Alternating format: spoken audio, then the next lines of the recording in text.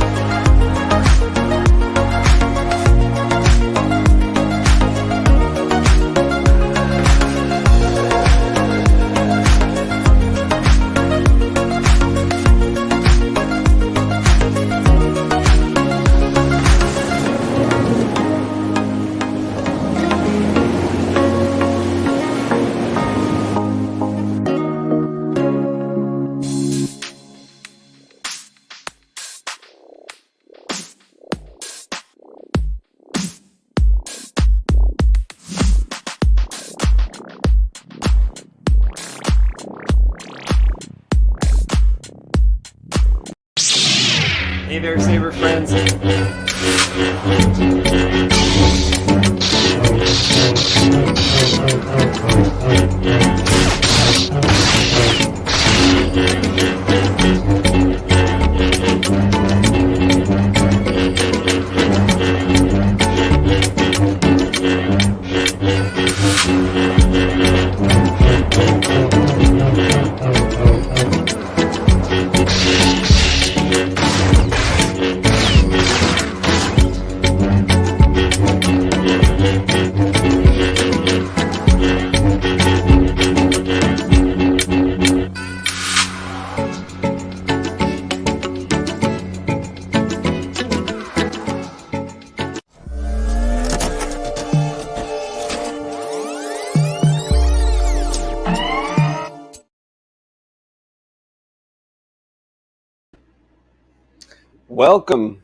Welcome to Saber Talk. I am Space Windu from Civilized Sabers, from the Saber forums, and from here on YouTube. We are going to talk about mostly Kenobi stuff probably tonight, because a new episode of Kenobi came out a couple days after we did our last episode. So they actually put out like 2 episodes of Kenobi on Disney Plus, the one Friday, the first Friday. Then just a couple days later, on the next Wednesday, we got another episode. So the show's on Monday. We do this show every single Monday where we talk about custom lightsabers. This is my Graflex. If what you've told me is true, you will have gained my trust. This is my Graflex lightsaber from Michael Murphy on the FX Sabers forums. Check out this really awesome crystal chamber. This is the specialty of Yoda from FX Saber forums, as he makes these incredible Graflex chassis. This one happens to have 2 crystals lit up by a bunch of accent LEDs and a NeoPixel to highlight whatever blade color I'm using. I'm actually using a Civilized Sabers blade in this right now that is a enhanced. So let me just turn this off for a second. and you'll be able to kind of see a tint there of a blue tint on this blade. This is giving the light like a little boost, so it's a bit bluer. You know, in the theme of Anakin and Kenobi, I got my blue color on. One of the cool little things, it's showing up on camera, so I bring it up, which is like through my circuit plate here, I could see one of the accent LEDs, like from the crystal chamber, which is kind of new to a bunch of upgrades I did to this a couple months ago. Really got it humming with the CF10 that's inside here, and I am going to do a in-depth review on this saber pretty soon, but you guys kind of see me playing with it every single Monday night. This is the one I'm usually bringing on the show. So thank you, Michael Murphy, for this awesome Graflex. He's Yoda on FX Saber forums if you want to get in touch with him. The Pixel versions only come with Civilized Sabers blades. So those are blades that I make. So full disclosure there. Talking it up because I do make those blades for Michael Murphy. Really awesome Graflex sabers from the very get. Let's see who's in here. We have Django Sket.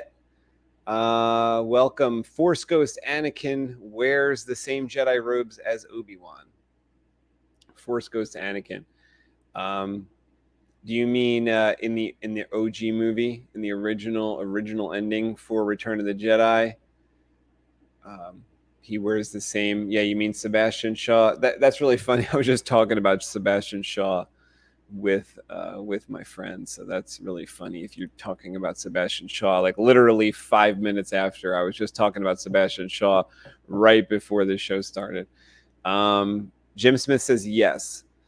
So like even in the OG trilogy, Sebastian Shaw, the actor playing Anakin, was wearing the desert clothes, the Jedi robes. Jim Smith says, yeah, OG ROTJ. Yeah, like, see, to me, that it's like, I feel like it's kind of like, I don't see Jedi wearing, like, I see Jedi wearing what Luke wore in like Return of the Jedi. Like, I kind of think all the Jedi were dressed like Johnny Cash, or in their own way. You know what I mean? Like maybe they wore like a leather jacket. Like maybe there's one or two that look like Han Solo. Maybe there was some that look like Clone Wars Kenobi with like armor on. Maybe that was from the Old Republic as they depict them. But I just think that the cloak type stuff is like a disguise, or like what desert people wear when they want to hide from the sun. And when we're talking about two suns on Tatooine, we are talking about a brutal summer. What does that say? I think Harris held a note up. I can't read. Harris, you're gonna have to like text me or something. You held a note up. Do you want me to put that live? I can't read that from I don't know if it says like be back in 5 minutes or whatever, but the only way I could read it is by putting it up on screen. So I don't know, text me or something, or put it in the private chat, Harris. Thomas Kelly says that was my understanding way back. Like what I said, or about Anakin wearing the same robes as Kenobi. You know, that was weird that he was wearing. Like I always thought, like going back to that scene though, the original Return of the Jedi ending, I just always thought that you could really feel something for that version of Anakin Skywalker, like, you know, that middle-aged version, kind of bald, went through all that hell. Whereas when they updated the movie in 2004, 2005, they pasted in Hayden Christensen over Sebastian Shaw as a younger version of Anakin. You know, the one that I guess what they're you know, I mean, you tell me, anyone that's here, what do you think? Do you think that that depiction of Hayden Christensen as the Force Ghost at the end of Return of the Jedi was like, do you think that that was because he was like good for the last moments, like looking like that? So okay, he was like a 25-year-old. That was the last time he was good. No, but it really wasn't though, right? Because he reverted back to being good as like a middle-aged dude. So the fact that he presented as a Force ghost as a younger man was quite odd. Um, quite odd. Oh, okay. Thanks, Thomas Kelly. What I said, yeah.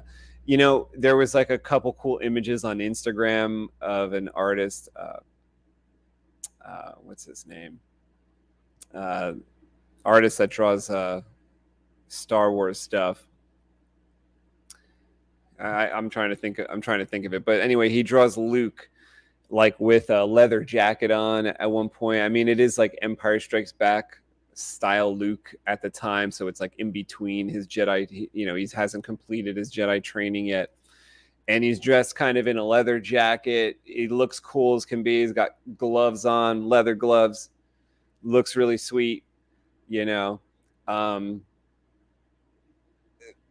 Kind of wearing the clothes that maybe he blends in. I mean, this is a different time, right? So Empire Strikes Back is like Jedi are on the run, you know, hide your lightsaber type of times. But I would just imagine that they wouldn't like the cloak and the hood is for protection against the sun and not necessarily what every Jedi wore. I think Lucas got a little confused when he went back and made the prequels, if you ask me. Mark is here. Mark Fiala says, I don't mind the robes. The newer Jedi are like warrior monks practicing celibacy. Yeah, that like I thought of that too. Like kind of like there, it's like Shaolin. So like a Shaolin monk will wear various color. Maybe it's white, maybe it's orange, maybe it's brown, like robes, because kind of they don't own anything. So in that respect, I get it. Like the Jedi don't own anything. So, but think about Count Dooku. You know, I'm sure there was a Jedi or two like Count Dooku, and if you remember Count Dooku's dress, like he had a little bit more extravagant dress because his family was rich. So I'm sure there was a couple Jedi like Count Dooku that come from like a rich family, and maybe I don't know. I mean, how does that work? Like, do they get sponsored by the family? Is the family sending them gifts because they're not really supposed to have that connection with the family? You know, like I don't know if you know the names of your. Would you know your family's name? Like if you were taken at like 2 or 3 or 4 years old? Like I personally don't have memories from really before I was like 6 or 7 years old. Like that's probably rare. Some of my friends have memories from when they're like 3 years old. Now I don't have any of those memories. I don't think I would have remembered my family name in much of anything. Like if you took me at 3 years old. So if the Jedi were taking little kids at 2 and 3 year old, 4 year old, there's a lot of them that probably wouldn't even remember their family name. So think of Kenobi, you know, the first episode where we see those little kids running away. You know, they were maybe what they were like 10 years old. So maybe they had, I don't know when they were taken from their family though. But like wherever they were running away to, I don't know if they could have gone toward their family because they might not have remembered their family name. They might not have been able to get there. You know, Count Dooku must have been a rare case where like he was maybe still in touch with the family, still knew of his family. They owned a whole planet as far as I know. Like, did he get his like leather cape and his like leather shawl from his family donations or something? I'm not sure. Thomas Kelly says, I can see the Alec version of Obi-Wan was still wearing the outfit. If Lucas was going for a Don Quixote sort of thing, but he clearly wasn't. Yeah. Yeah, you know, yeah, like Don Quixote was like a knight who went around, or he thought he was a knight, you know, and he went around pretending that he was a knight and like stabbing windmills and such, like a crazy person, you know. So he wasn't really concerned with hiding. Obi-Wan was concerned with hiding. So I think that even though he was on this faraway planet, you know, in the Outer Rim, that he would still be under an air of hiding. Like, you know, he'd be under suspicion from people that maybe didn't know him. And so he'd want to hide, you know, he'd want to not present himself as a Jedi. You know, the images we see of when Obi-Wan has his lightsaber hanging from his belt on Tatooine, it's kind of because he's like leaving his home. That's it. You know, he's going with Luke and he's leaving, and I think he knows he's not coming back there. But it's a little bit weird in Obi-Wan show where like a lot of people know where he is, right? So it's like the 20-year-old Jedi that gets killed in the second episode of Obi-Wan, like he found Kenobi, you know, on Tatooine on like one of 100 planets. Reva found Obi-Wan on Tatooine, you know, one of probably 100 planets, like, you know, it's in the Outer Rim. And not only found him on the planet, right, like found where he was on the planet. Bail Organa's making visits, you know. He's finding Obi-Wan where Obi-Wan is in whatever particular cave Obi-Wan is hiding on Tatooine. He's finding him as well. Mark says, I agree. They should wear clothing or armor based on their personality. Yeah, I mean, there must be some kind of budget, you know. There must be some kind of like temple budget. Like instead of like if there isn't much of a budget at the temple, how about like taking your potted plant budget, you know, and getting the Jedi some individuality, you know, getting the Jedi some armor, maybe some Beskar plating, you know, some like maybe Beskar like Wonder Woman wristbands so they can block something, or like Beskar lightsaber hilts. Maybe they are Beskars partly, who knows, but like something like Beskar. They got to be developing that. And you know, like if a Jedi is like Anakin is so advanced, you know, he says, "Oh, like I'm good at fixing things." You know, he made 3PO as a kid. He's great with mechanics, and like, you know, I would have kind of thought that he would have had a hand in some of his own suit design and stuff. But it seems like from what we got in the Obi-Wan show, what we got in Return of the Sith or Revenge of the Sith, episode 3, was that like somebody else made the suit. You know, I guess like a droid designer made his arms and legs and stuff. But I would have thought that like with all that they gave us from Anakin is a good at fixing things. He is like good with mechanics and droids. He can build them.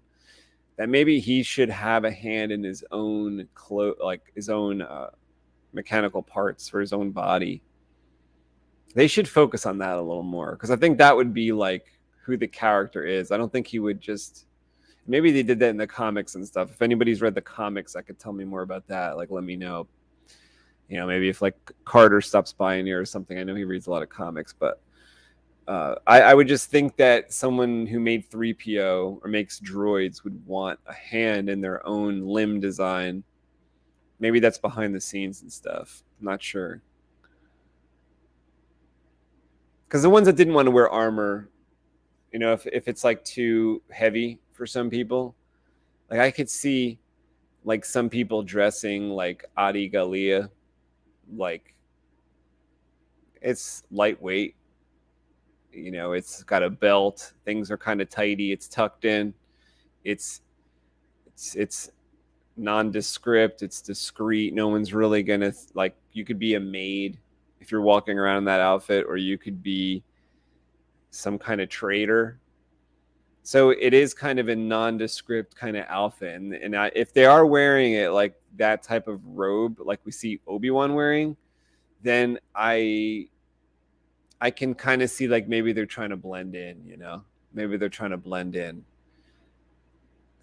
You know, to me, it just looks a lot like a desert wear. Desert is like where you wear that cloak. Maybe what he has underneath it, but even the underneath stuff looks more like Shaolin outfit, Mark. Like I definitely think that when he throws off the outer layer, the white looks more like a Shaolin. The way it's draped, the way it lays, it's loose fitting, it's light.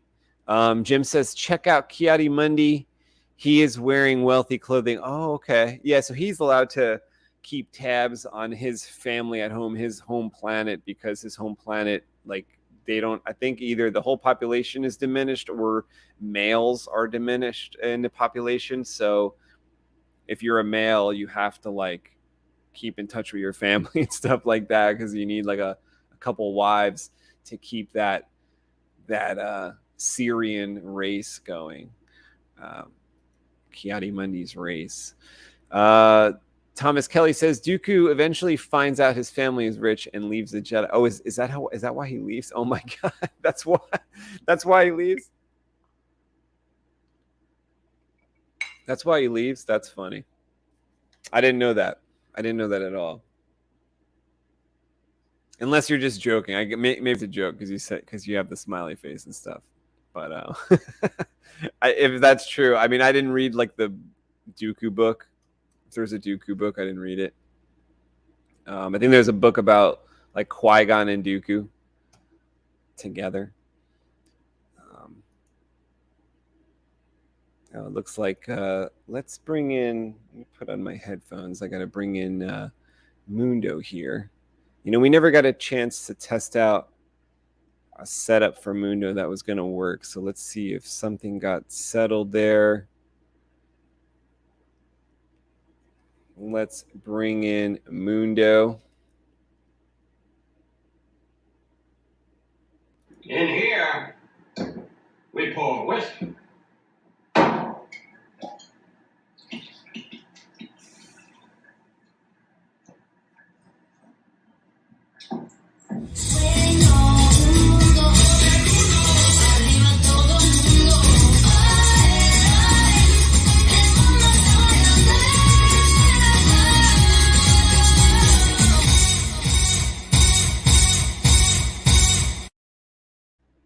There he is. What up?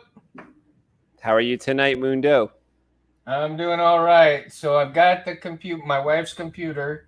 Oh, there we go. And I've got the mic hooked up to it. So how does it sound? It sounds good so far. I'm So liking far? the way it sounds. Sounds good. Okay. Let's get this Saber talk going. I'm going to bring in Rob as well. Let's get this Saber talk show on the road. What we got?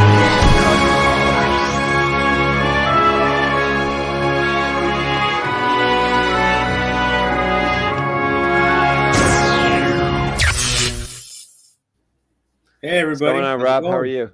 Hey, good to see you, Anthony. What's up, Rob? Good to How see you you doing? tonight. Hey, what's up, Mundo? How you Thanks doing, for having dude? me, guys. Glad I can make it this anytime. time. For sure. Yeah, I like your anytime, setup. I like anytime. your shirt. Oh, Very, thank you. Got to represent celebration. Yeah, it's not.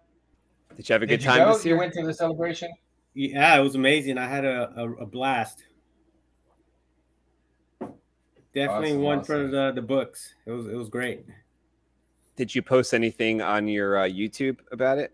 I didn't post anything on my YouTube, but I did post pictures on my page and in the group. Cool. Like on Facebook? Yeah. Nice. And on Instagram too. Rob is Sorok Sabers on YouTube. I will put the link in afterwards to his YouTube channel, and I'll put your guys' Instagram on there too, so people could see. Oh, Thomas Kelly says, now that's an entrance. Yeah. Yeah, we got to give Mundo and Rob a good entrance here. Yeah, that was awesome. I appreciate that. That's cool. Yeah, that was a great entrance, man. Mark says, Sorok in the house. Yo, what up, Mark? Yes, sir, Mark. So did you guys both catch up on Kenobi as far as like up to part 3, which is what they've got out? Yeah. Oh, right yeah. now? So what did you guys think of part 3? Go ahead, Mundo. Go ahead, Rob. You first. Okay, so I'll go first. So I thought it was okay.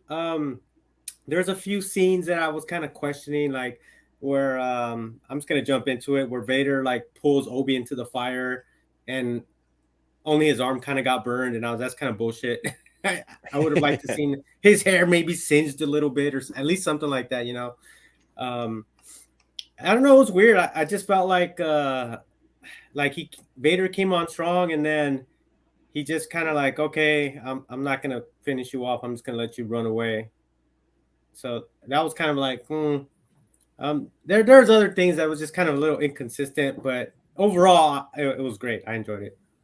Were you surprised when like Vader popped up? Yes, I was like, no, it's too soon. I was hoping maybe episode 4, but not episode 3. Like I felt they rushed Vader in there just to serve the fans. Don't get me wrong, I fucking loved it, but I just felt like it was too soon. Like one more episode, like let's build it up a little more. But you know, they gave it to us, and that's cool too. Yeah, I agree with Rob. I agree 100%. I think they brought Vader in too soon, but the way they brought him in was amazing. I mean, putting him in together, and that when they showed him coming together like a puzzle, that was hilarious. But at the same time, it was cool as shit because now you know what it took for Vader to get himself together just to get, walk around and be put, do all the stuff that he does. But that took a lot out of him too. I mean, but they showed him a little bit mean, but I think they could have showed it a lot more mean. I think they could have showed him a lot more meaner. I mean, he was a candy ass coming through that village, and I think he would have I been thought he was better. being like horrifying to people. No, Yeah, he was snapping No, necks and he choking people was, out. but I think it was a candy ass move because he was only killing certain people. He wasn't killing everybody in the in the whole village. It's Yeah. like shit. If you're gonna be Vader and you're terrifying everybody, kill everybody and make sure you're killing everybody. Don't just one guy here, one girl there, or this guy, this guy. now that you say that, I could almost picture like Right. imagine he threw the saber and it went like on the second story windows and like chopped heads. That would be fucking That would be horrifying. cool as shit. But see that at that point right there, he was his reputation should have preceded him at that point right there, where everybody knew that he was like the shit. Like, don't fuck with Vader. And if he's killing people, half that village should have been dead, not just people here and there. And of course, but though we know it's written for kids, you can't kill everybody and da da da da. Yeah, like that's just crazy Right. though to think that it's written for kids because you remember that stormtrooper that fell through the laser? Oh yeah, I got split in half. That was like a little. Yeah, really. I was like, oh, here we go. Yeah, and then what's up with Obi-Wan not just walking around the laser fence? Like he I had don't to, like, know. I figure don't it know. out That was how to- I'm weird. like, what's going on here? Like, it's just walk around. Or would it give away to like force jump? Would it give it away? He could have done that too. Like He that's could have that's done that's that. another inconsistency in the show. Or they're just like, that doesn't make sense. Like, who cares if there's a laser fence? Just walk around it. Yeah. Like I'm trying to put I all my misgivings like down for this and just enjoy it. Especially it made it easy with episode 3 or part 3 here because it was like severely action packed and like shocking and everything else. But like this is totally different than I like would have liked to see any of this. Like tell me if you guys think that this would be like a good way to go, which is I mean I gotta like reverse back. See, they agree. I gotta reverse back through the prequels though. Follow me back before the prequels. Wouldn't it have been crazy? And this is the way I would have done it. To have Obi-Wan and Anakin, they'd look like bodybuilders. Like you would have like Arnold Schwarzenegger and fucking Lou Ferrigno, like people like that. Like for some reason when I thought about them, when I saw Alec Guinness and he's telling the story of the old Jedi and stuff like that. And I mean, I'm picturing, because it was the 80s, right? At least when I saw it.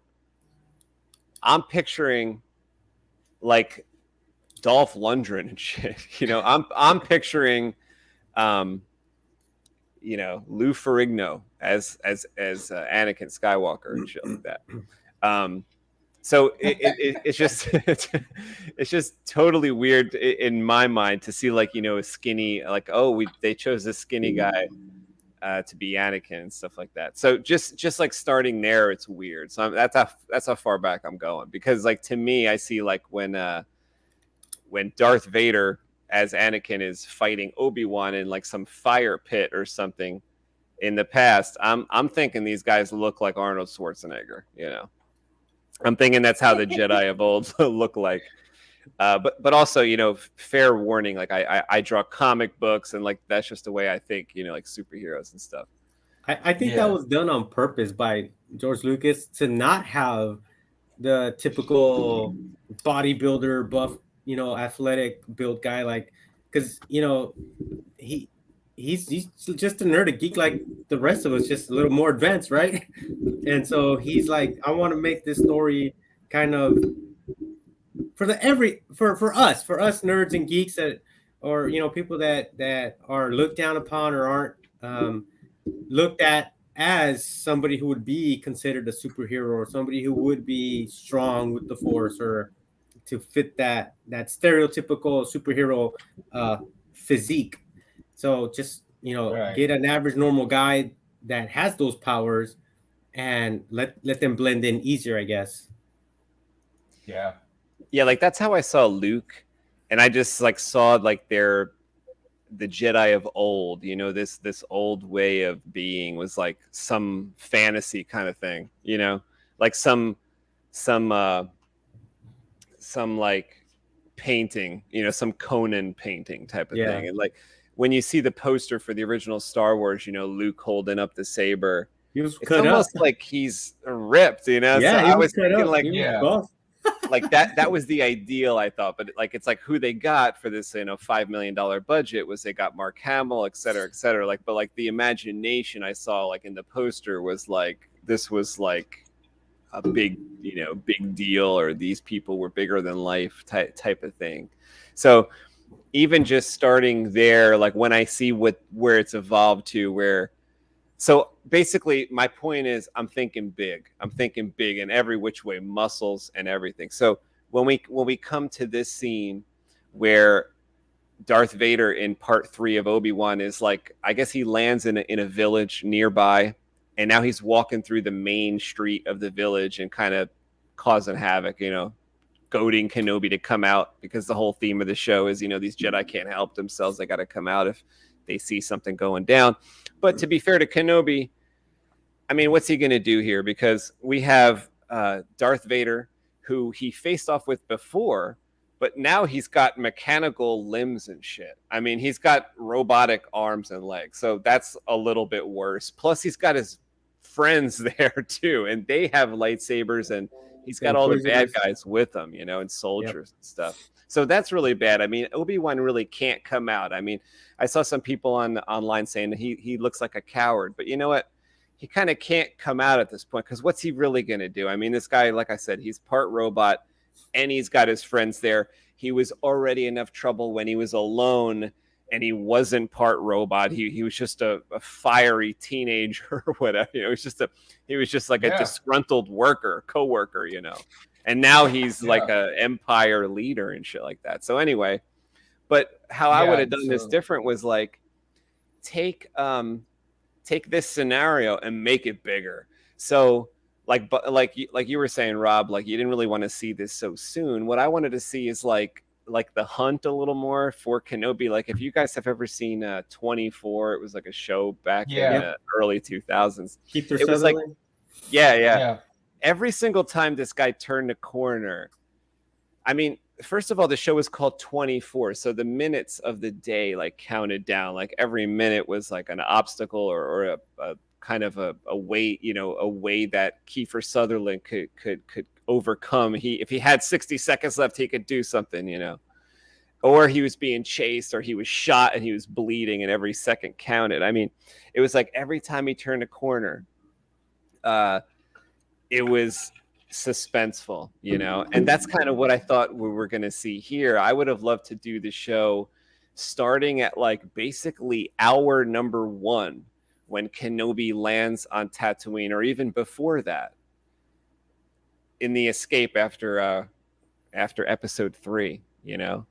And every single turn that Kenobi makes, every single ship that he gets onto, every single obstacle he has to go across is like 24. It's like this is the moment that matters. Every moment, it's like once he overcomes that moment, another fucking problem, another problem, another problem. That's how the original Star Wars was. Remember, it was like everything against these people, everything, and it was like everything they try to do is insurmountable. You know, I thought we were going to kind of get that again with Kenobi. Oh, you know what? I got a couple people in the back room, in the green room. Let's get them in here before I talk the night away here about about Kenobi. So first, let me bring in my Civilized Sabers buddy Harris.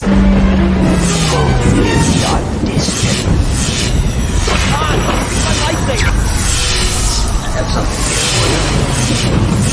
It's the weapon of a Jedi. And I am a Jedi. There he is. What does it say? I drugged Harris so I can be on tonight.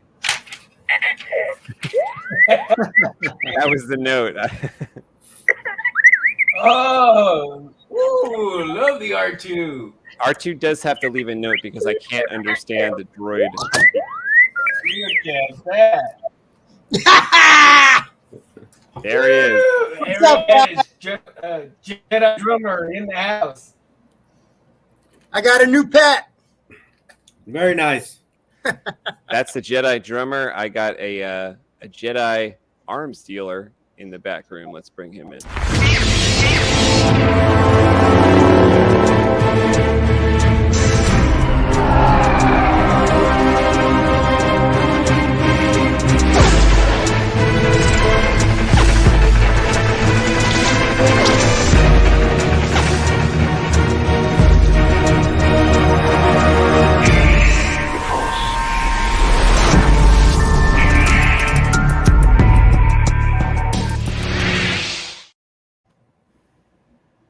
It's crystal time. There he is. Oh, he's got his saber and his drink ready. Yeah. Cheers. Mundo Monday. I'm ready. As much as you need on a Mundo Monday. I know we're doing all Kenobi stuff, but I had to show off Mundo's clamp. Oh, you put it on there. saber. Wow. You bet, buddy. It's a real deal. Look It's at a- What is that. this? Wow, it looks great It's a on PCB. there. Yeah, it's a PCB that Mundo sent me, and this is a hand-machined saber that was the same guy that machined Brass Flex for me. So these guys are a set. So it Nice. makes Cool. all the clamp cords I have were Woo! too fat for this one. So Yeah. the one that you sent me, Mundo, is perfect for this. Nice. Looks great. Yeah, this is Awesome, like- man. Wow. Oh, I I'm love so it, glad love it fit great, dude. Yeah, man. He Great. also I'm so sent me glad a- it fit good, man. He sent me a baggie of crystal chambers and huge Texas size illegal freaking gun shells. Nice. Oh, nice. Gun shells. Are those good for making crystal chambers, the gun shells? We'll find out, right? Yeah, as a matter of fact, Ed, I'm gonna cut some and send some to you. Cool, yeah. I want to do like a rotary, like, it looks like a revolver saber type of thing. So I need, what do I need if I'm going to do a 6 or 9 shot? What do you think? Maybe a Yeah, 5. and the cool thing about it is they're naturally weathered, and so Yeah, you they can are. either leave them like that or polish them up. Either way, And Yeah, I I think it's polished a Texas. few, and man, when you get polished, They're wow. huge, man. What size is this, you think? Or 9 mil? I believe, no, I believe those are from a 300 Savage bullet. Oh, okay. It's either going to be a 300, 270, or 243. Packing heat. Rifle. Look at this. We're almost Brady Bunch style. I love it. Love it. Good to see you guys. Hey, likewise. Good to see you guys. This is the story Nice to have you all of here. the Jedi family. So, Where were we? fill in the Kenobi. gaps, you guys. Like, tell us about Kenobi. What did you think? If you are up to part 3, we are kind of spoiling up part 3, so hopefully you got that far. Since it comes out every Wednesday, a couple days after we do this Monday night show, we've got a brand new episode to talk about. Now, I only watched it once. I know Harris watched it a bunch of times. Yeah, I've only watched it once, but I'm digging it. I'm digging it too. But I do agree with. Go I ahead, was Harris. very happy to see the standoff between Vader and Obi-Wan, and I pray that somebody. I mean, I watched it. I watched it one time just so I could go through and see what clips would be great to make a sound font out of. A lot of good clips in there, both voiceover stuff and lightsaber, individual single clips that we can pull off the screen and make some killer sound fonts with. Wait for somebody to do that. I'm so happy they got James Earl Jones to voice it. James Earl Jones. That was amazing. That sounded better than Rogue One. Yeah. Tell me how. How is that better than Rogue One? The way it sounded. Perfect. Well, I have a theory on. I always wondered if maybe they made him sound all raspy in Rogue One because that was it had lungs burned and stuff. So that was one of my fan theories on that. But man, it sounded so good. No, I'm wrong because it was just before A New Hope, so his lungs would have been fully healed, right? Oh, that's true. Yeah, it was even closer to. Yeah, it was like in a sense he was older. Yeah. But this episode, part 3 of Kenobi, Darth Vader sounded exactly like he does in A New Hope, Empire, Return of the Jedi. It was really spot on.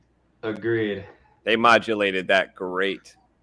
And I heard they even just barely mixed in like a tinge of Hayden in there. I heard that.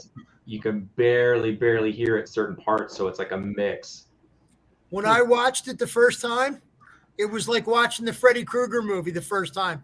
When I went to sleep that night, I wouldn't turn the lights off. I was afraid Vader was going to come get me. Did you go to bed with your saber? Yeah, I always go to bed with my saber. I always take a saber to bed with me. Yeah, I was scared. Stop! You're freaking me out. Yeah, it was killer. Thomas Kelly says, I thought they used the AI to get the voice for Vader. James Earl Jones did read the entire Bible after all. That's true. Yeah, they could pull words from that, I guess, to like modulate a James Earl Jones. He's got the golden voice. Felicia Maria's here. What's going on? Yeah, but no, they did it in an interview and stuff. That he's actually on it, so that's that's what I heard too. And he even said, "What up, Felicia?" Couple sources. What up, Jim? Thanks, Jim. Yeah, I finally got JediArmsDealer's intros uploaded into this program, so they actually look really, really cool. I got a second form as well. Stole the show with those intros.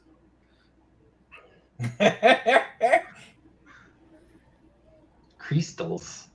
So what really affected me too with like where they're willing to go with part 3 was as you mentioned earlier, was when Kenobi was thrown into the fire. Also the fact that I feel like his mechanical limbs and stuff were really shown here when he was batting away Kenobi's defenses, and Kenobi, like, basically every single hit from Vader caused him to stumble and fall, which would have been realistic, right? Yeah, because this guy's like a Terminator now, He beat down Obi-Wan one-handed. Vader did one hand. He never touched the lightsaber with his second hand. It's like he was just kind of showing off, saying like, "Look, I'm part robot now, bitch. Like, this ain't gonna go down." Yeah. Same way. One hand. And then he forced through him across the desert. That's Well, I got but in Kenobi's defense, he has not been himself in 10 years. You got to remember, he didn't use the Force. He wasn't working out. He wasn't doing much of anything except for in hiding. So he lost probably half his strength. And like Vader's been hunting these doing people a lot from of Order meditation 66, right? So he has that experience of like hunting Jedi now. Yeah. Obi-Wan doesn't have that experience. He had to. Yeah, he literally had to lose a lot of stuff in order for him to hide the way he was hiding from the Inquisitors and anybody else looking for the Jedi. I agree with you guys though that it was a little shocking to see this already in episode 3. I was kind of like, huh. I mean, so where do you think they're going to go with like is there going to be more meetups with him and Vader, or we still got 3 more episodes too? I know they already shocked me with that whole, them pulling out sabers. I was like, I don't know. I think I just tried to hunt him through this whole thing. So I would have loved to see some going to kind of steal the show.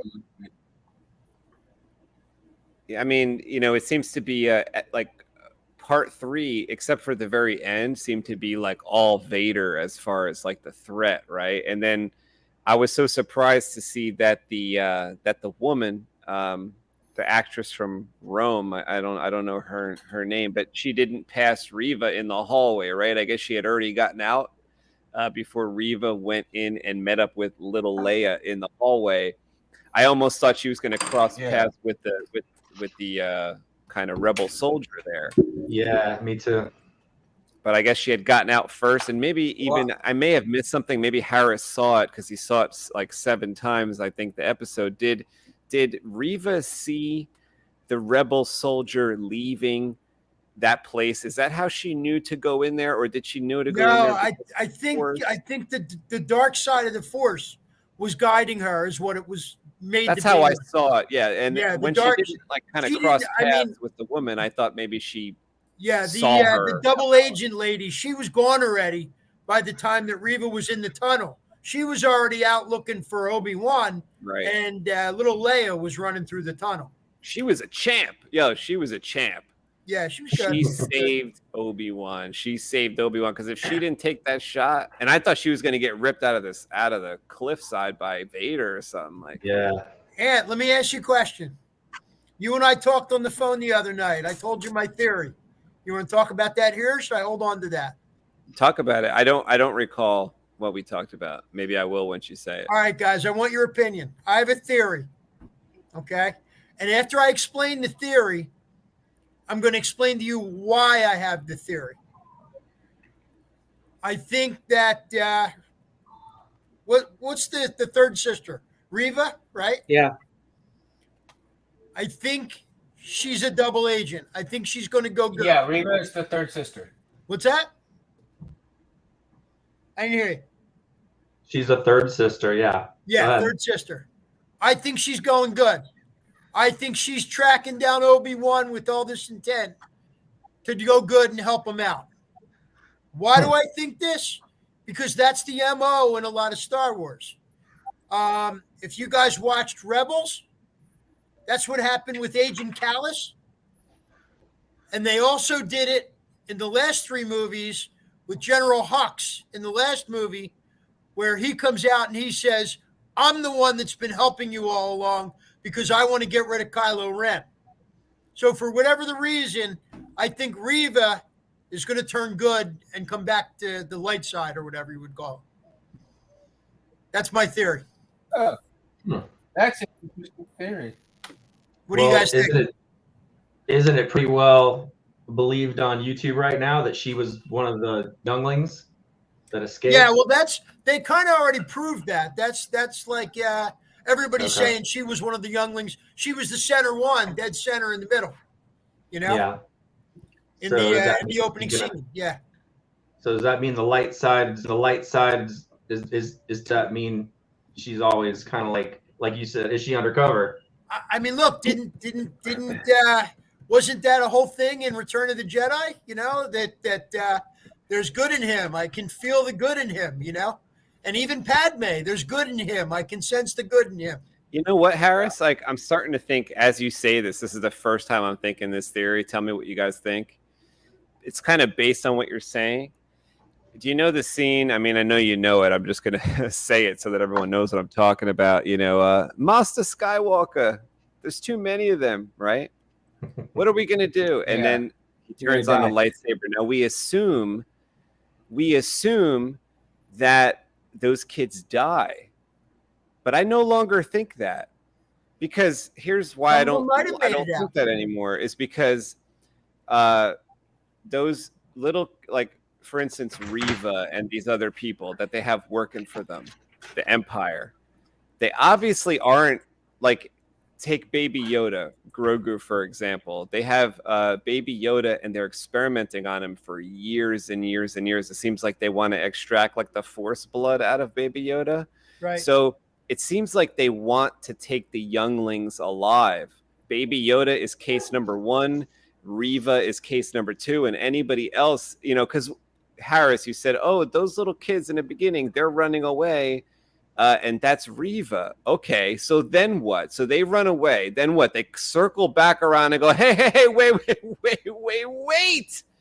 We'll give up, okay? Now, if the scene with Skywalker igniting his lightsaber is true, that he kills the kids right after that, then they would kill Reva and all those other kids too. They wouldn't say, oh, you guys give up? Oh, really? All right, come with us. We're just kidding. Those deaths you saw, we're just kidding. Come with us. It'll be fine. We got milk and cookies, and we have nighttime, bedtime stories, and we're going to tell you how the Jedi are evil. You're going to come work for us. We're going to pay you in credits. How does that sound? Now, if that's all true, then those kids didn't die. I'm telling you, they didn't die. Why would they die? Grogu lived. They experimented on them. They want these young kids. Right?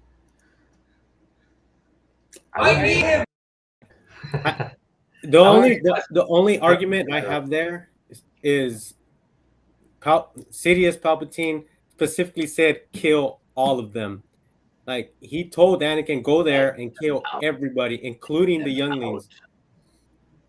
Then it doesn't make sense to me, like how Reva circled around, right? Yeah, it does. You know, there's a lot even of if that's Reva, like, they knew they weren't going to get everybody. So the theory is that some got away, right? But she was or however many younglings were able to escape. Like Baby Yoda, Grogu was able to escape.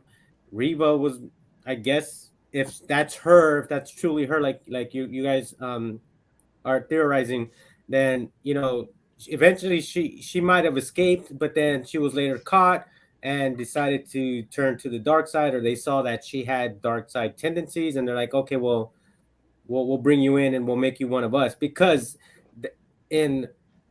that's what the Inquisitors are. The Inquisitors are former Jedi Padawans that have been turned to the dark side and are now out there hunting their former, you know, compadres and stuff. So agreed. But do you think it's possible that some of them can flip-flop, you know, go dark and then come back to the light? Yeah. Oh yeah, absolutely. Yeah, that's what I think is going to happen. I mean, it's happened a bunch of times already in Star Wars, you know. Now, will I agree with your theory saying that Reva's going to turn? I don't see it, just because she's so hungry. She's so like ready to just chop people up into pieces. That's why I don't see it. I don't see her turning to the light side, because she is so aggressive. Maybe it's all an act. It's an act. I kind of agree, because she's too power hungry. She's too aggressive. I don't see it. Okay. I guess the one like evidence in like our real life that supports what Harris is saying is that you know, sometimes it's like the gayest motherfuckers are the ones with the signs that say You know, what did like they holding up the anti-gay signs, and then you find out 10 years later, like, oh, that guy was the gay. Like, what? The old Southern politicians. Yeah. Were the So ones like, if that, preaching- it's like she's going And in the extra meantime, hard just you to know, fucking prove that she's not. Yeah, you know? and then in the back room, they're showing stag parties with porn films. You know, I don't Corrupt know. Catholic Going priest. extra hard. It's just it popped in my head. I'm kind of thinking it. I could be wrong, but I wanted to put it out because if it happens, I'm the one that said it. You called it. I There called you it. go. I called it. There you go. Yeah. Disney can change anything. Like, Yeah. Now, I heard rumors that I'm gonna call you. can't. Call you and say you said. all good. And maybe I'm I've wrong. heard. I could be wrong. You know. Yeah, I've heard rumors that at Disney you're not allowed to talk about like the young I would have liked, you know what I would have liked to have out. seen? In real life, you mean? Yeah, at the Disney park, they'll try to Yeah. kick you out if you talk about the younglings being slaughtered. So Really? I wonder if Disney is going to try to change that narrative and make I've it seen so that some they crazy did escape. videos on Disney. I don't know, I just saw a video where a guy got down on his knee to like ask a girl to marry him, and they were up on some stage, and one of their like park employees runs up and grabs the fucking ring out of the guy's hand and makes them go off the stage. Like the guy like ruined the moment. You know? He didn't buy the ring at the jewelry store at Disney. What? Yeah, I on mean, the radio. One of the employees, like a stormtrooper type of. no, it was like a regular Yeah. park employee. It wasn't in Not a Galaxy's Edge. It was like in front of the castle on some kind of stage. You gotta pay. You gotta pay for that. That's why. Yeah, that was a Yeah, license. He yeah. didn't buy the wedding package like the. Exactly. Yeah. Well, He they didn't Alright, go had so, back into Disney. Apparently just, they one had second, you guys. super- I got to. I'm gonna bring in a guest. This is a very special guest for tonight. This is Will Harris's buddy, and we're gonna bring him in right now. Another Saber friend. Welcome, Will. I'm sensing a Welcome, Will. You You guys hear me okay? I left my headphones at home. What is going on? Yeah, I can hear you pretty good. Okay, cool. You're showing off. I got a couple. I got A couple. This guy's got more freaking MB Sabers Got than a few anybody over I here. ever seen in my entire life. like 10 over there. This is so Wow. You work on a lot at once, I guess. Oh yeah, well they're Not just fun. one at a time. I've got 1, 2, 3, 4, 8 or 9 here, aside from these. Wow. 4. These are just the most finished. Not getting any sleep. Love I was just thinking that like dreams are just all Wow. parts for these sabers. Love No, it. pretty much at this point. And I think this is the most we've ever had on the show at one time, right? The most sabers and the most people. Yeah. Lucky 6. Yeah, man. Welcome, Will. Yeah, this is the first. Should I go sideways? Everyone else is sideways. Maybe I should flip it there. There you go. That's better. Got a bin in the way. There you go. So you guys were talking about Kenobi and all that. I was in the back rooms listening. Are What'd you you all think? caught up with the episodes? Oh yeah. I'm all caught up. What are What'd you you think? thinking so far? I loved episode 3. It started off where Vader. I didn't like Vader at the start of the episode. He felt too settled, too like at peace with his situation and everything. But then he came in there. He started like snapping kids' necks and all that. And it's like, okay, there's the angry Vader we're looking for. He's just baiting Obi-Wan. He's saying, "Do something, do something." He won't. He snapped the kid's neck like, boom. And the kid was a kid because first he tossed the dad out the window, and then the kid ran out and said, "Dad," and Vader like went bloop and broke the kid's neck, man. Yeah, you can see the whole time he's kind of like looking around. He's like, I know Obi-Wan's here. I know he's seeing this. Is he going to do anything? I don't think he's going to do anything. Yeah, man. It was deep. I wonder if it foreshadows like something that could happen in a future episode, like maybe the last episode of the series where like here he's snapping necks, he's kind of hurting people, goading Obi-Wan to come out. I wonder if, because you remember the scene in Revenge of the Sith where he basically breaks the room, like when he finds out Padme's dead and that he kills her and he basically crushes the entire room. Yeah. I'm kind of thinking like, what if his anger gets so hot that he's like bringing down like whatever town that they're in or whatever set that they're in, you know, like that would be crazy if like stone is crumbling and columns are falling down and stuff like that. Yeah, that would be Star awesome. Killer. Yeah, like Star Killer style. So Bringing ships what down. was the chemical that was in that like big trough that he pulled down and then like lit it on fire like that? What was that? That was some kind of an explosive chemical, because then the double agent chick, she shot at it and relit the fire real quick. It was probably just a fuel cell. Well, a fuel cell? Okay. Power pack. Because Like it a looked huge like thing. a rock of some kind spilt Kind of out. like gunpowder or something like that, whatever the universe version is. Yeah. Yeah. Yeah, that was cool. So my brother has a theory about it. He's got a feeling that Cal Kestis is going to be in it because the timelines line up and it's the live action character that could easily, because he did all the 3D whatever stuff for the games. It'd be so easy to bring him in and the timelines line up and yeah, like especially with the Inquisitors and all that, because that was a big plot point in the game is he's fighting the Inquisitors, right? And he fights Vader at some point, doesn't he? Yeah, like Through do it you all. guys want to spoil the game for me? Because I'm only about halfway through. I don't know if I'll ever finish it. Like what happens? Because I know that they have announced the next game. So what happens at the end of the first game that maybe could tie into Obi-Wan? What game is this? Because I'm not a gamer. It's called Fallen Order. Fallen, I haven't okay. finished it either. I've just heard from whatever's been posted around. I actually just started it, so shut the fuck up. Yeah, like yeah.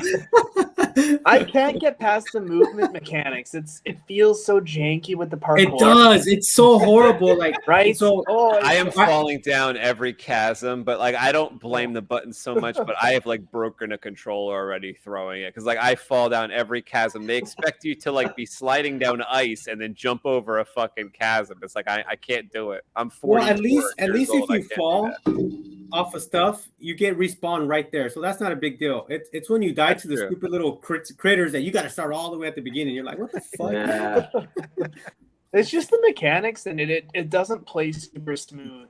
No, it doesn't. could have been It's so very much better. janky. It is. Yeah. I was just thinking that too because I started playing it because I was actually playing Elden Ring and I was doing a lot of PvP and I'm like, well, let me try Fallen Order. I got to do something different. So I tried it and yeah, the controls are horrible. It's not good at all. Yeah, Is it on both it'd be cool to see PlayStation and what's the other one? PlayStation and Xbox. Xbox. Yeah, it's on both. Yeah. And PC. Yep. My kid has an Xbox here. Maybe I'll see if I can get him to download it and I'll play. I don't really play a lot of video games. The closest thing I have to a video game, I have a VR here, a VR Quest. Oh yeah. Yeah. So I play that, but I kind of haven't touched that in even 2 months. That's I get pretty bored heavy. real fast. That's pretty in depth. Gives you a headache, man. My head would hurt after I used it. Like as far as the Fallen Order goes, I think it kind of works for like button mashers. Like I kind of just smash buttons and like he does some cool shit, and then like you get to pick like powers that you might have. That's cool. Will, are you in your shop? I am. I'm in my shop. This kid, he like lives at his shop, man.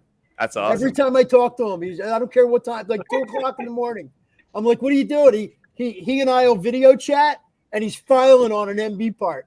Good for you, buddy. Like that's some passion. That's some hunger that I really appreciate. Like I always back like years ago, if it was like Christmas Eve and I was like working on a lightsaber and I would like ditch my family to like work on a lightsaber. I just remember thinking like, I don't think anyone else is doing this. Like, I don't think anyone else is like this hungry to work on a lightsaber. So I always appreciate if I hear that someone's like going hard at 2 a.m. I'm like, you go, because I don't think anyone else is like, who can compete with that? You know, like I you remember don't actually live there, do you, Will? No, if I could legally, I probably would. There's a loft. It's just not zoned for it, so technically unsafe. But I've got a stove here for powder coating and a mini fridge for energy drinks. Like I could totally post up here, but I got a funny story about Christmas, lightsabers, and the police. It's It's not a long good story, combo. but it was Christmas tell, Day. do tell. Or, you know, it was like Christmas Eve, but 2 a.m. So it was like Christmas Day. And I go up to my shop. It's up in the industrial sector. And I went with my brother. And I was just going to be there for a couple minutes. It's like minus 30 Celsius. So I don't know, like minus 40 Fahrenheit. Like it's cold enough that you pour a bottle of water out and it turns into ice as it falls. So I leave the car running. And it's 2 a.m., Christmas morning, lights on in this industrial shop and a car running out front. And a cop drives by and he sees that and he's like, this is weird. So he comes in and I'm just on my machine sanding something down and I kind of hear some footsteps. So I look over and there's this police officer and I'm confused. And he's confused and he kind of looks and he's like, what you doing? And I say, yeah, building a lightsaber. And he didn't know how to respond for a second. He kind of took a look around. And he's like, yeah, that checks out. He's like, oh, 2 a.m. on Christmas? And I said, yeah, I really like Star Wars, man. Well, what was he going to do? He's like, you know, you left your car running. I'm like, yeah, it's cold out. It's a That is 90s awesome. Camry. Wow. It takes a while to warm up. Yeah, Will, you're up there. You're in British Columbia, Canada. Yeah, I'm right on the border of Alberta, BC, and the United States. He's way up north, man, so it's cold up there. That is fucking sick. Did you show him a lightsaber? Please say yes. I did. He didn't seem too entertained by it. I think he was a Star Trek fan, but Should have had a phaser there for him. No, you gotta be. Yeah, you should have shown him a tricorder. He probably would have been happy. That's awesome. yeah. Then the other day I had some firemen in here for fire safety inspection, checking all the stuff, and they're kind of looking. And you know when people like, you guys probably get this at your house with your lightsabers. They're kind of like they see it and they're thinking, is that a lightsaber? And then they're thinking, should I ask? And then they think, yeah, I'm gonna ask. And then they ask, and they're like, is that a lightsaber? I say, yeah. Like, can I see it light up? And they're like a little kid on Christmas Day, real tentative, and you light it up, and they're blown away by it. So I got these two grown-ass firemen swinging around lightsabers here. Well, they're supposed to be checking the fire extinguishers.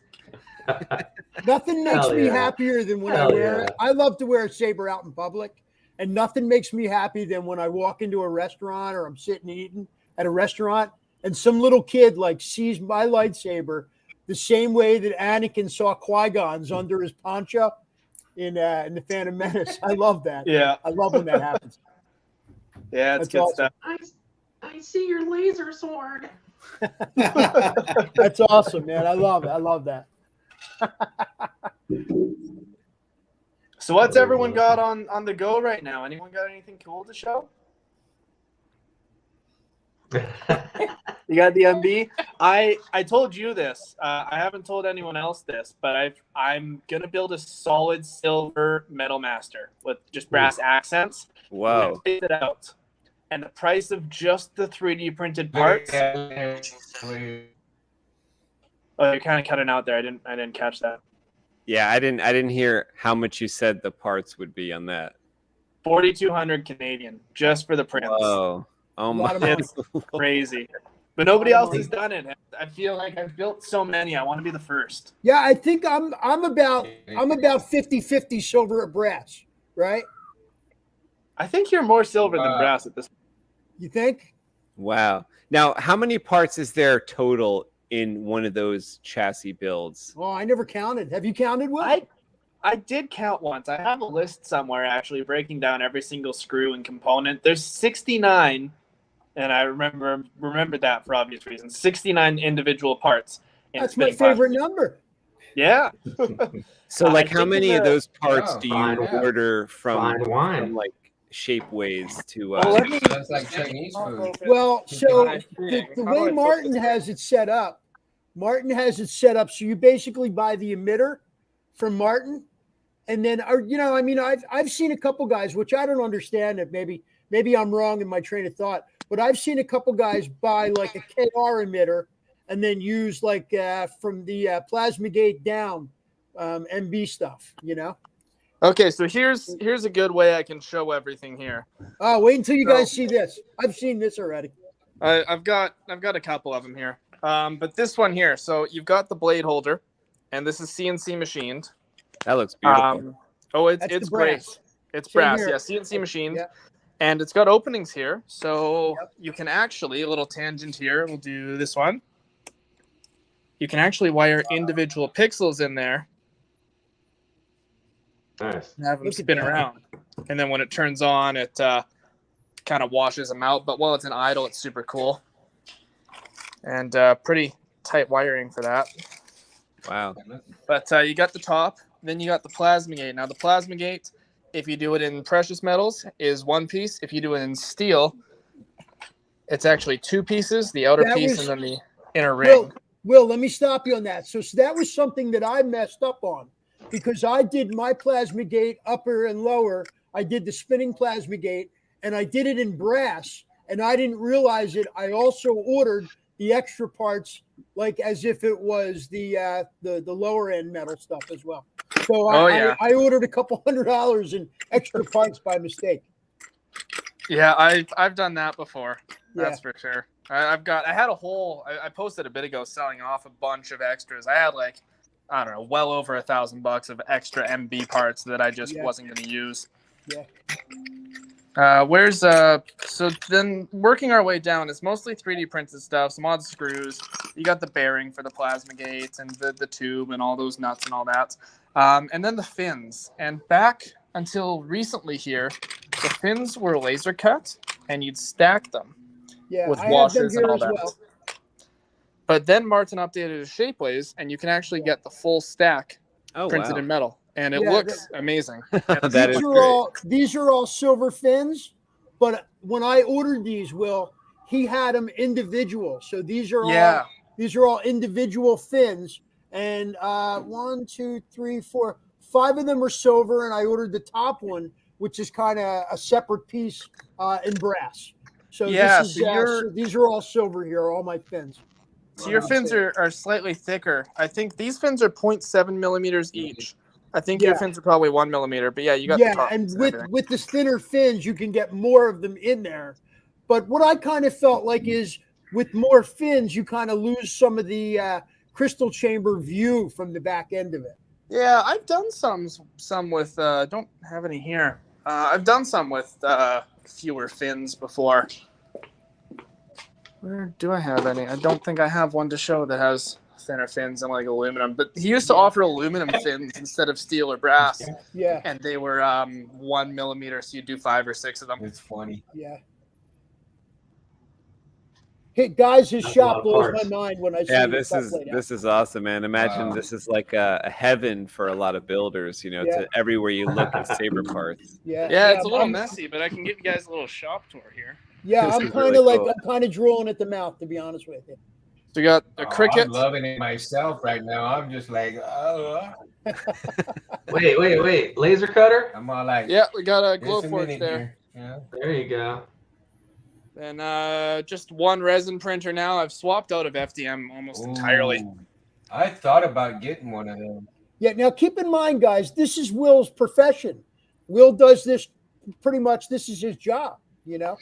Yeah, this is my full-time thing. I'm like branching into powder coating here, but eventually. Wow, look at that. Is that the oven, Will? Setup.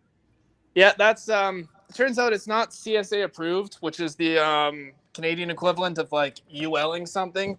So technically it needs to be inspected before I can wire it up, but look how big that is, guys. Whoa. That's a lot of powder coating.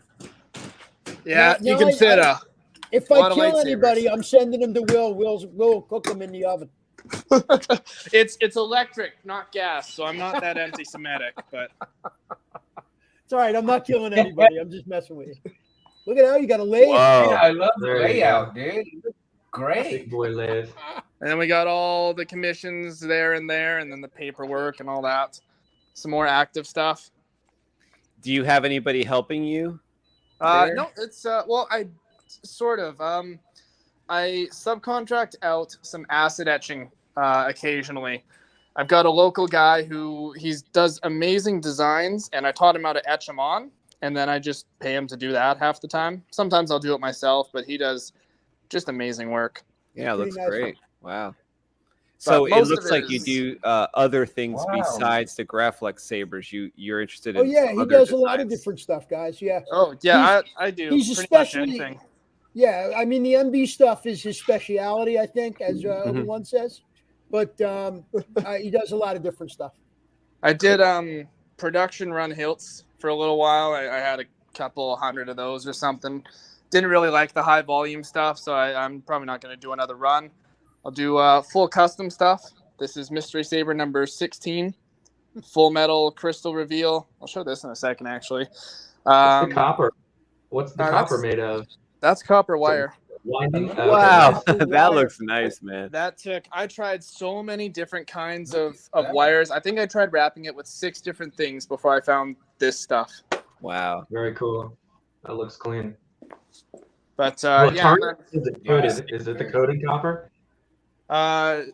it's coated with what's it called? Yeah. It's like So it's clear like- coated. It's magnet wire copper type deal. Right. So Do it's you enamel. coat it after you wrap it to hold it all together? Yeah, I wrap it all around and then it just gets stuck in one millimeter hole at the bottom. So, well, my question is, like, back in the day, I was in the pool a little bit, and I knew a guy that custom made pool sticks, and they'll string wrap the handle, but then they coat it with like a polyurethane or something like that afterwards. Yeah, that's what happens on this, so it doesn't oxidize. Okay. But I'll show you guys something cool I've been working on. And Sparked Outpost recently came out with connectors that should be able to run a blade detect feature on this. Take it slower, Will, because your camera's freezing a little bit.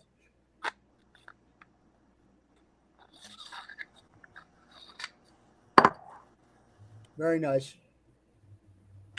Wow. Very cool. Look at that.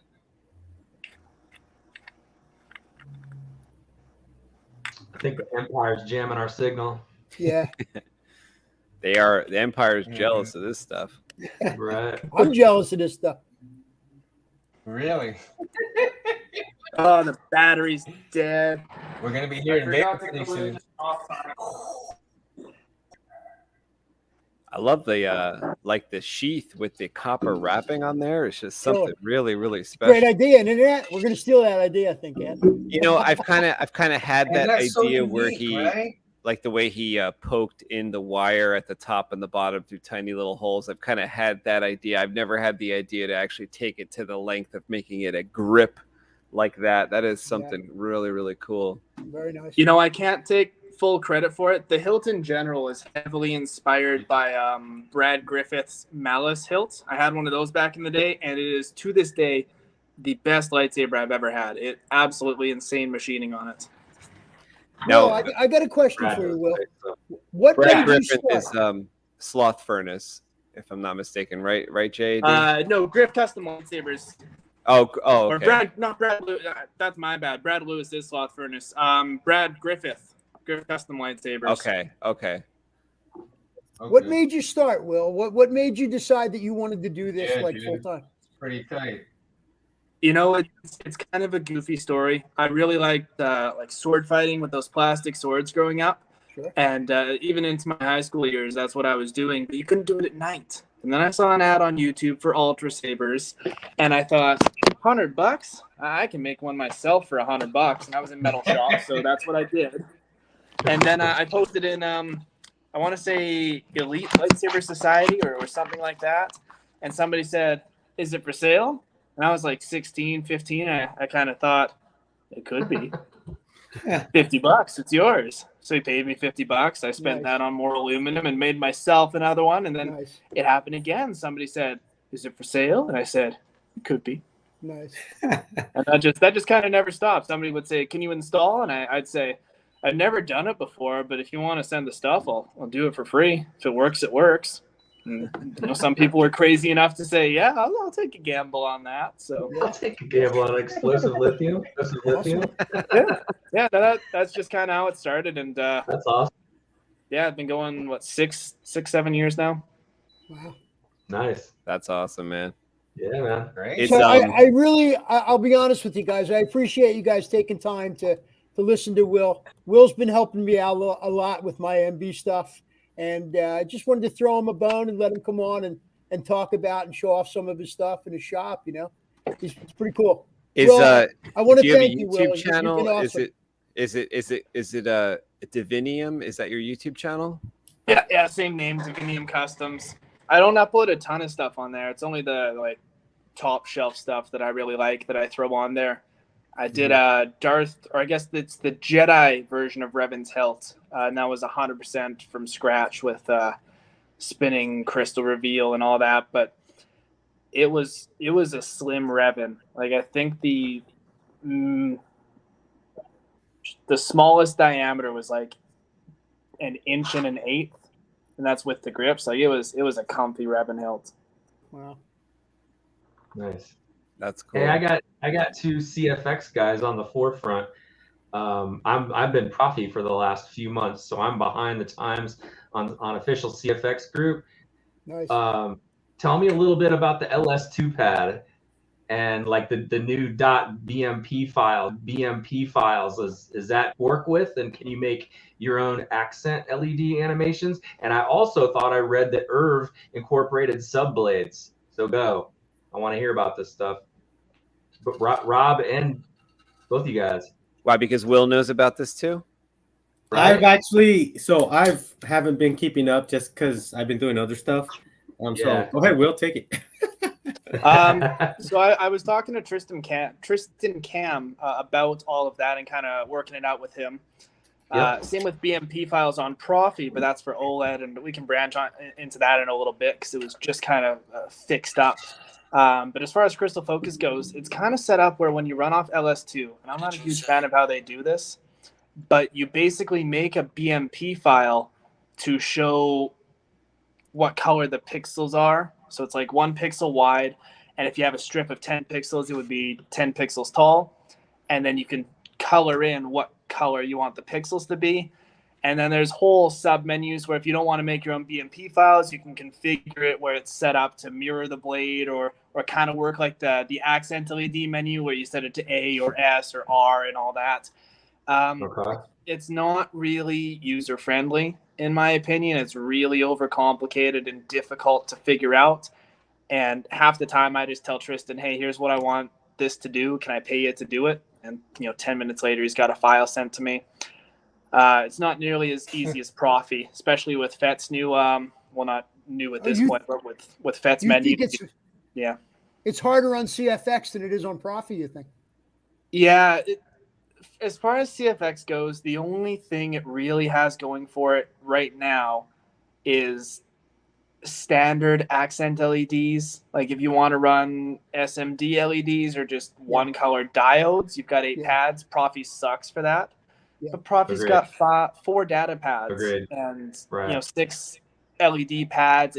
It's just, and it's smaller. It's more narrow. Like it's a little longer, but what does that matter when you're putting it in a crystal chamber? In the past year, I think I've installed 100 Profi boards for every 3 crystal focus boards. Wow. Not less. Yeah, it's crazy. Well, in all fairness, Will, I want to stop you a second. I don't know if you guys all know this or not, but it was Irv Plechter's birthday on Saturday, I think. So happy birthday, Irv. Happy birthday. Wow, I didn't know that. Yeah, it was Irv Plechter's Happy birthday, Happy birthday, Irv, if you watch this. Absolutely. Yeah, I saw Irv think at he watches Celebration. sometimes. I think it was over the weekend. Yeah. Oh, did you go to the Vader's Vault meetup, Rob? Yeah, I saw Irv and Alan and a bunch of guys there. It was cool. Yeah, it was cool Cal finally from meeting KR Irv. was there. That's Ant. That's why I said to you, I want us to go to that for that. Yeah, that looked like a lot of fun. Year, right? What's that? It's in England next year, isn't it? Like London or something? Oh, yeah, is it? Celebration. Wow. Yeah. April next year. If we all join in together, man, we can get some cheap hotel rooms. I would run a house. I would love nothing more than to spend a couple days with these guys, man. I mean, you guys are took me all year to save boys. up for I that. love you. Jim Smith has a question. Can the MB? Yeah, the MB can do Profi or CFX. This one's CFX. Yeah, mine is a CFX. My MB is a CFX. This is my second MB. and I had a Profi in my first one, and I suck at programming. I couldn't figure it out. So it was beautiful. It was all mostly steel. And I figured when I sold that, I figured it was time to upgrade also to for me, from Profi to CFX was an upgrade because I can at least program. I mean, I went in this weekend, a couple of the OLED animations were upside down on my CFX, on my OLED. So, I mean, I couldn't never have figured it out on a Profi. I went in this weekend and played around with it, and I figured it out. I was able to, to transpose the animations, and they're working great. So I could have never done that on Profi. So for me, going from Profi to CFX was an upgrade. Yeah, CFX is it's an awesome board. Like, there's nothing inherently bad about it. It's just got the kind of legacy style of configuring things where at this point it can do pretty much everything Profi can, and vice versa. Agreed. But it's a very different approach to configuring it. And for a general high volume installer, it's easier to do Profi. But I will say this: I've had well over 100 Profi boards in and out of here, and not as many CFXs, but I haven't had a CFX have random weird issues or components failing for no reason. Profi boards, I don't know. I want to say at least a dozen of them have been, random failure or stuff like that. So, for me, I look at a CFX board as the everyman's Saber board. You know what I mean? It's for the guy who's not a computer programmer, and that I mean, I'm great with the metal and the hardware and putting it all together and putting screws in and getting motors to work. But I mean, I wouldn't.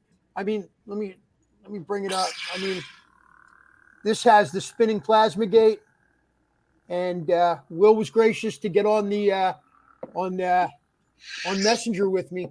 Anthony and I couldn't figure out what we did wrong, and thanks to Will, it took me a couple minutes because we were kind of texting, but within probably 20 minutes, you had me understanding how to get it to work. And is that thing still working off the fourth LED pad? And depending on how high you have it, it'll depend on how fast it spins. Yeah, it's LED pad 4. Yep. Yeah. That's we wouldn't have figured it out. What setting does Harris have to tweak to give pulse the spinning, like speed up and slow down with lockup and all that? What setting does he need to mess with for that? So the simplest way to think of a motor on Crystal Focus is just like it's an LED. But there's one big difference, and that's, I forget the technical term, but you know how with inertia, when an object is moving, it's easy to keep moving, but getting it going is the hard part. It's the same part with motors. They have a minimum torque value to actually get it spinning based on the load on the motor. So when you slow it down, you have to kind of tinker with it to make sure you don't slow it down to the point where it can't maintain that speed without stopping. But brushing past that, it's just like an LED. So you've got your number there. 1023 is your maximum value for an LED on Crystal Focus X. And you just tweak that. So it's got menus where it tells the blade what to do for on, for idle, for lockup, for blast, for flash, and all that. I tried that on one or two of the blade settings. I tried to drop it from 1023 to 500 or to 600, and I couldn't get it to work. You got to do it on the individual font LEDs. You can't do that on the main LED. You have to do it on the individual font. And the LED, go down so you have LED config. That's where you program that. So I think we were doing it, Will, if I'm not mistaken, on blade styles or blade configurations. No, you can't do it. It's the same place you would have updated your information to get it spinning in the first place. It is. Yeah, that was the blade files. That was the the individual blade configuration files. Like one tells the blade to flash red, or one tells the blade to flash green. Yeah, it's the one where it says color 0, color 1, color 2, all that. Yeah. And then under that, it's got X color, B color, F color, all that.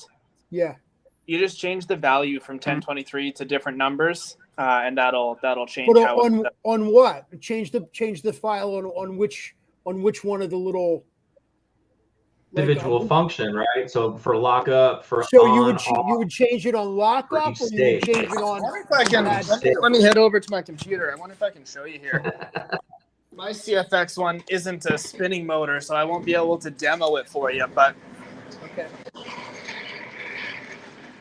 Let me go into my camera Guys, settings. I'm the newbie, and I'm listening to what everything y'all are saying here. So I'm kind of learning, but at the same time trying to figure out what you guys are saying. Suck it all up, Mundo. Take it all in, bud. I am, man. I'm loving this. That's why I'm so quiet right now, because I'm trying to take all this in, but at the same time, I'm kind of confused on certain things. I think we're all learning here. Yeah, me too, Mundo. And I'm like, does this pertain to the channels and the config files at the same time, or is it just the config file and not the channels? Or like I was saying, is it a combination of channels and then the config files? So I'm just going off of memory here. I've got my default files here for 10005i stable. And if we go right here into colors in the main section, we've got this breakdown here, color 0. So that's RGBW, or 1, 2, 3, 4 for your channels on your pads. Your motor is right here. Right. So what we do is we would turn this to 1023. Everyone else, there's a couple other things you need to update before you can get the motor to work like this, but we're going to skip over that right now. F color, L color, B, X, E, K, T, D, M. I cannot tell you what most of those are for. You'd have to check the manual, but right here, F color, flash color, L color, lockup color. That's my assumption here.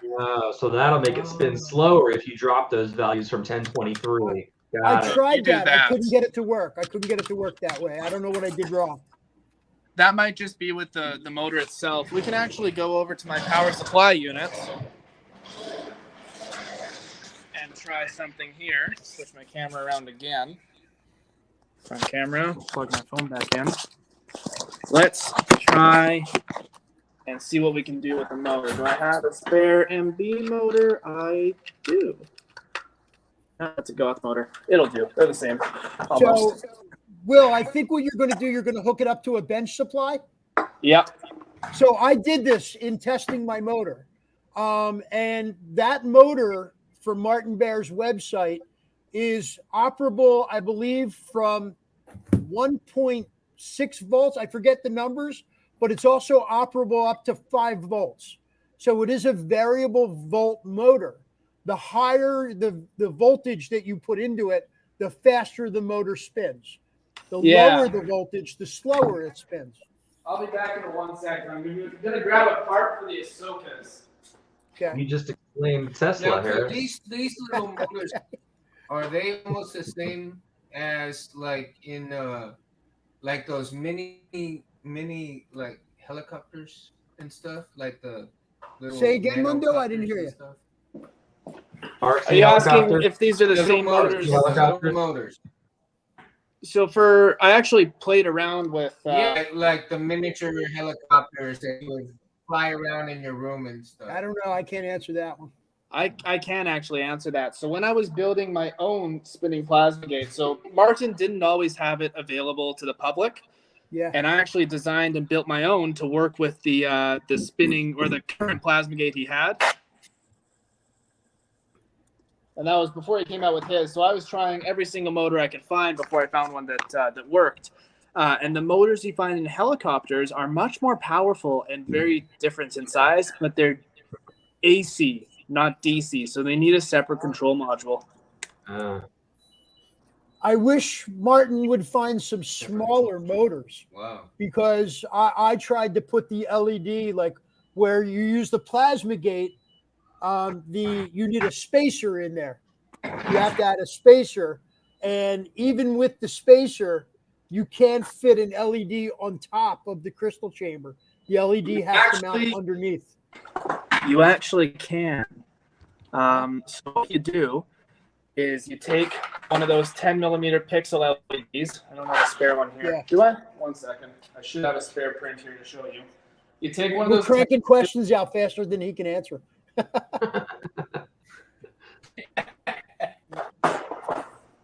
Good thing you got a chair that rolls around. Here we go. Okay, so this is the print you can get. It holds 3mm LEDs, just clear, whatever. Yeah. What you do is you make 2 cuts, one on either side, like top and bottom, right across 180 degrees, to make room for the capacitor and resistor on the 10mm pixel. And let me flip my camera around again. I wish it was an easier setting for this. Anyways, you sand it down until it's about, I want to say, 1/4 inch thick, and there's just enough room to run your wires around your motor and fit it above the crystal. Wow. Holy shit, Harris. Did you just get your mind blown by that Flora trick? It's amazing. It's amazing. See, never give up. We'll never give up. It has that. I think it's this one. Yeah, so if we look at this one, you can see there's no LED at the bottom. Right. It's up top. You have the LED up top, under the motor. Just enough room under the motor. Wow.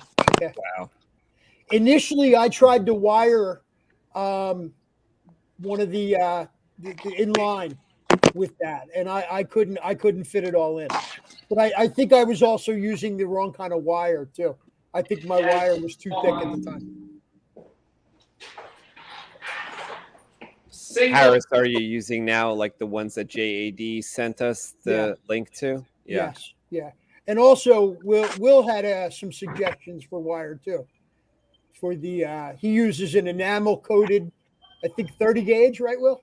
Like 34 or 36. I use 30, wire. 36. Wow. You got to be careful with this wire. It's about the size of a strand of my hair. Wow.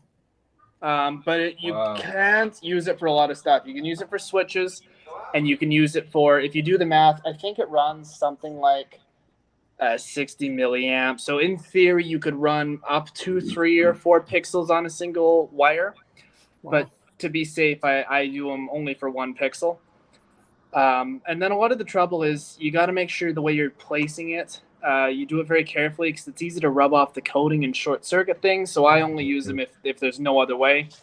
Other times I use the wires they put on those motors. If you get one in from Martin, it comes with real long wires. Or you can order pre-wired SMD LEDs on Amazon and snag the wire off of there. I find that's actually easier than finding a specific wire to order in. And I think they're the LEDs that I just bought. I was going to bring. So you can snag the wire off that. Yeah. But let's test that motor real quick. So this is the Goth motor. So it spins a little different than the MB motor, but we're running at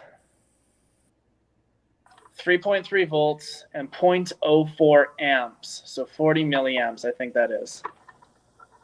Now, if we turn the voltage down to 2 volts, slows down, 1 volt, slows down. Yeah.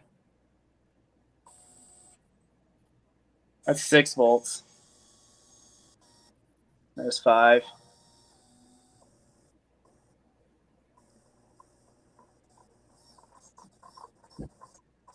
So in theory, there's no reason you shouldn't be able to just configure it to get it to spin slower. Yeah, my bench power supply doesn't do milliamps; it just has volts on it. But I did figure out that the lower the voltage, the slower the motor speeds, and the higher the voltage. And I looked on Martin's website, and it has the parameters. I forget exactly what his motors are. I'd have to look at his website, but it has it on there on the motor that you can go, from variable from like 2 volts up to 5 volts or something like that. So this is a question I can't answer, but when you regulate the power output on a crystal focus from 1023 to 500, is that changing the voltage output or the amperage output? I'm not sure, and that's what I'm trying to figure out.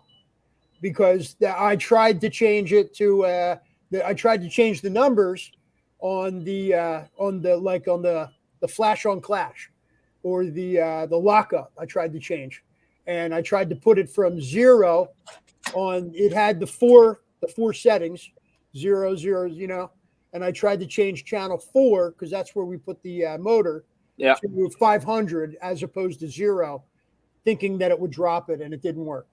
It was spinning at the same speed? Correct. Yeah. Yeah. Now that's because the, I don't know, the voltage on channel 4 on the main blade was still 1023. And is that for, did you do that for flash or lockup or what? Well, I set everything. So there's like in CFX, there's 30 or 31 blade styles. Or the color, I think the color style, profiles. And I just set every one in there to 1023 on channel 4.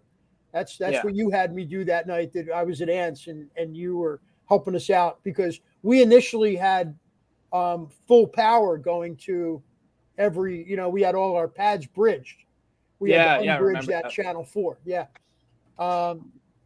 So here's what I would do to troubleshoot that. You just want to do a process of elimination. So first thing is to get rid of every blade color except one. Just work within one color so you're not on some other color. And I'm afraid to start pulling stuff out because I'm afraid then it won't work to get it all back in. Just copy and paste. Yeah, just put it in a Word document. But like if you have your one color, you won't have issues. And also, right now, the way my MB is set up, it's tough to get to the card because we have everything wired underneath. So every time I take the door off, we kind of messes with it a little bit. Well, you've got USB access, right? Not yet, because the way we situated the board, there's no room in there to put the USB access in. I have the part in there. I don't know if you can say it. I have it in there, but I don't have the USB part in there yet. Is your SD card up or down? Down. Okay, it's supposed to be up. So I said that. Ant, remember I said that, Ant? I don't know if is Ant still here? Can't you reverse it in the software, though?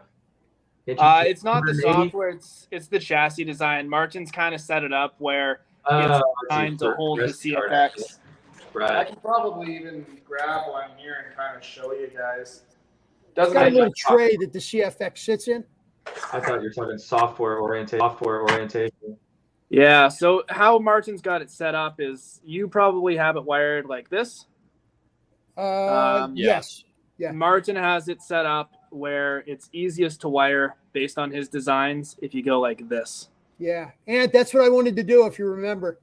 Oh, I didn't know that that's what you meant when you said turn it around. I thought you meant... Yeah, I tried to flip it. Oh, yeah. The reason for that is you've got more space for your USB wires and easier access to your SD card.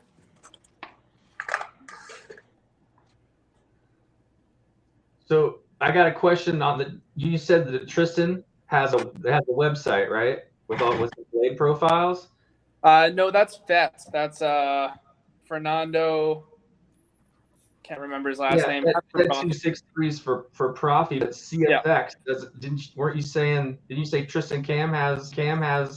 I just messaged Tristan personally and just tell him, hey, this is what I want this to do. Let me know how much you want me to pay you to do that. Okay. Space and Harris, that is the what's it called? Jim, you're probably right. It seems like it has like blade profiles ready to go, where you can download them and put them in your Saber type of thing, kind of like that 263. Is that what that is? I just found it yesterday. Yeah, is that what you sent me tonight, Dave? I believe so. Let me look at it real quick. Are you still with us? Because I want to know. I haven't had a chance to play around with that yet. Let's see, where is that? Crystal Focus 10 blade profiles library CFX configurator. crystalfocus.net. Have you seen that? Yeah, that's his app and everything. It's LED pads, probably amperage over voltage. Okay, that could be it. What happens when we change the amperage on a motor? Let's set it to.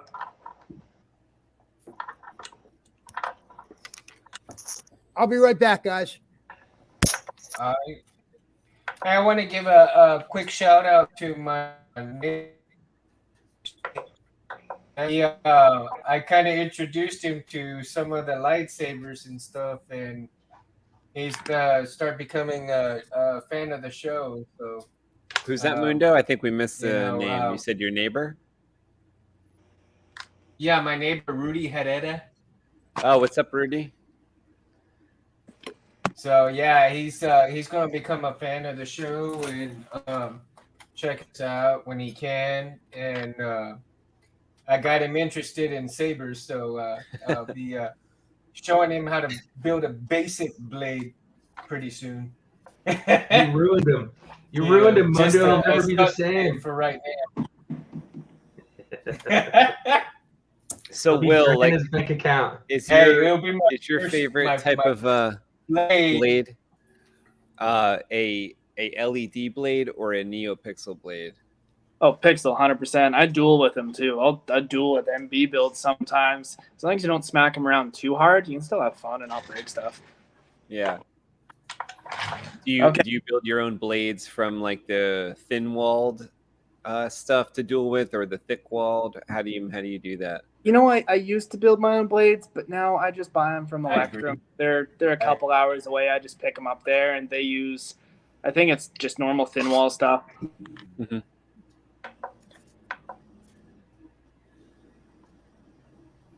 Yeah, I could tell that motor is moving slower at a certain point. And then Yeah, so if I adjust the amperage, we're at 0.04 amps.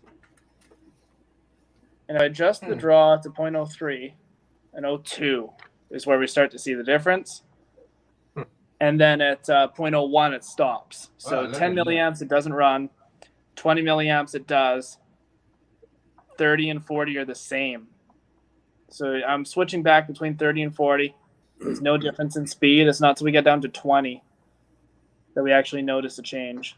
And that's Martin's motor, right? That's Martin's motor. Yeah, I'm sorry. I had to walk away for a minute. And it takes a second, too. Yeah. But like I was saying, what I would do personally is delete all your other color profiles so you're just working with one, and then change all the numbers to a lower number and see how the motor responds. See if it's possible to really control the speed visually with the crystal focus and at what point you have to change it. So try 500, see if that works. Try 300, try 200, see what works. And then once you figure out what works, you can rebuild back up.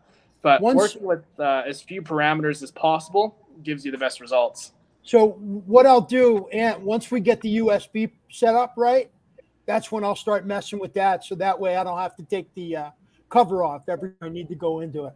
Oh, so you just insert your USB cord into the Yeah. port, and then you could change those settings? Yeah. You have to turn on SD card USB access on Crystal Focus. And that's easy to do now that I have the OLED screen on it, because it gives you an option for it. It's Yeah, I'll show you right here. You just so we hold the auxiliary. Sound bank selection. Crystal focus. Crystal exit system. SD card USB access. There it is. Yep. SD card USB access. And you notice the music's still playing there.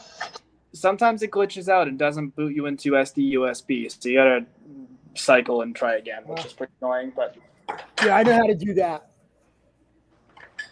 Yep.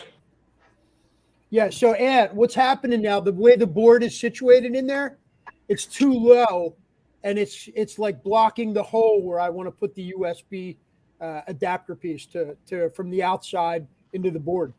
Oh, let me show you guys this.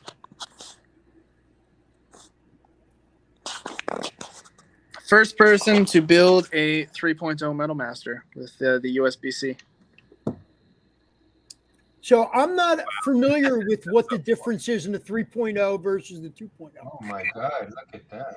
So if you look here, no more recharge port. No recharge, right. Where's the recharge? Into the USB? USB. So that's your data and your charge.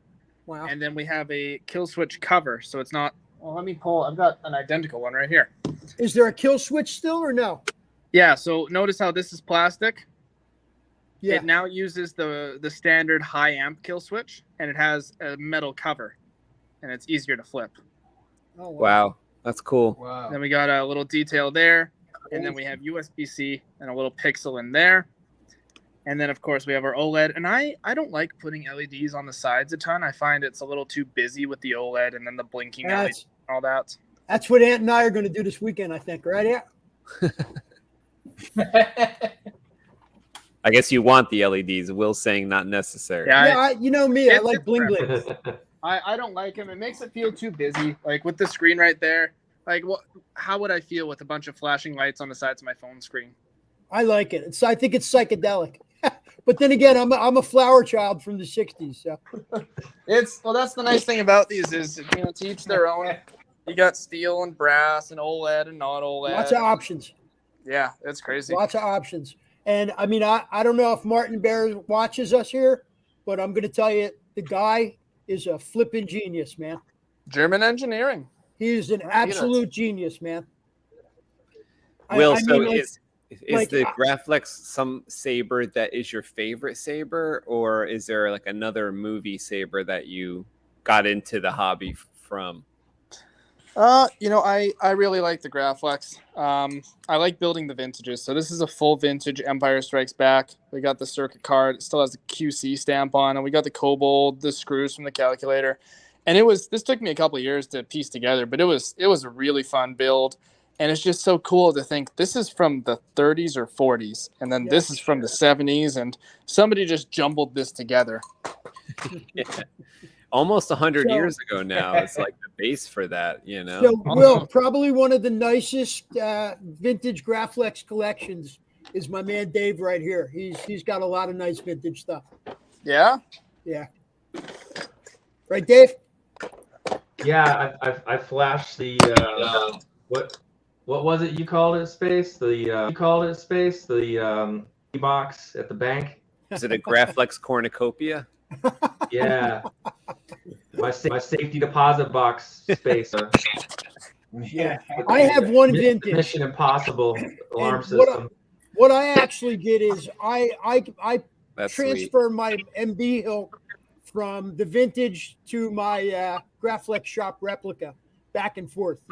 Sometimes I'll be on the couch and I want to feel that vintage feel, and I'll pop the MB into that. And thanks to Will actually hooked me up with an additional adapter from Martin Bear's kind of stuff. So this way I have the adapter in both sabers. So it's just a matter of pulling it out and putting it in the other one. Now, since Kenobi show doesn't seem to care about the Rebels continuity, do you think we'll see Darth Maul in the show, or do you think that he's kind of in the past of the Kenobi? I think so.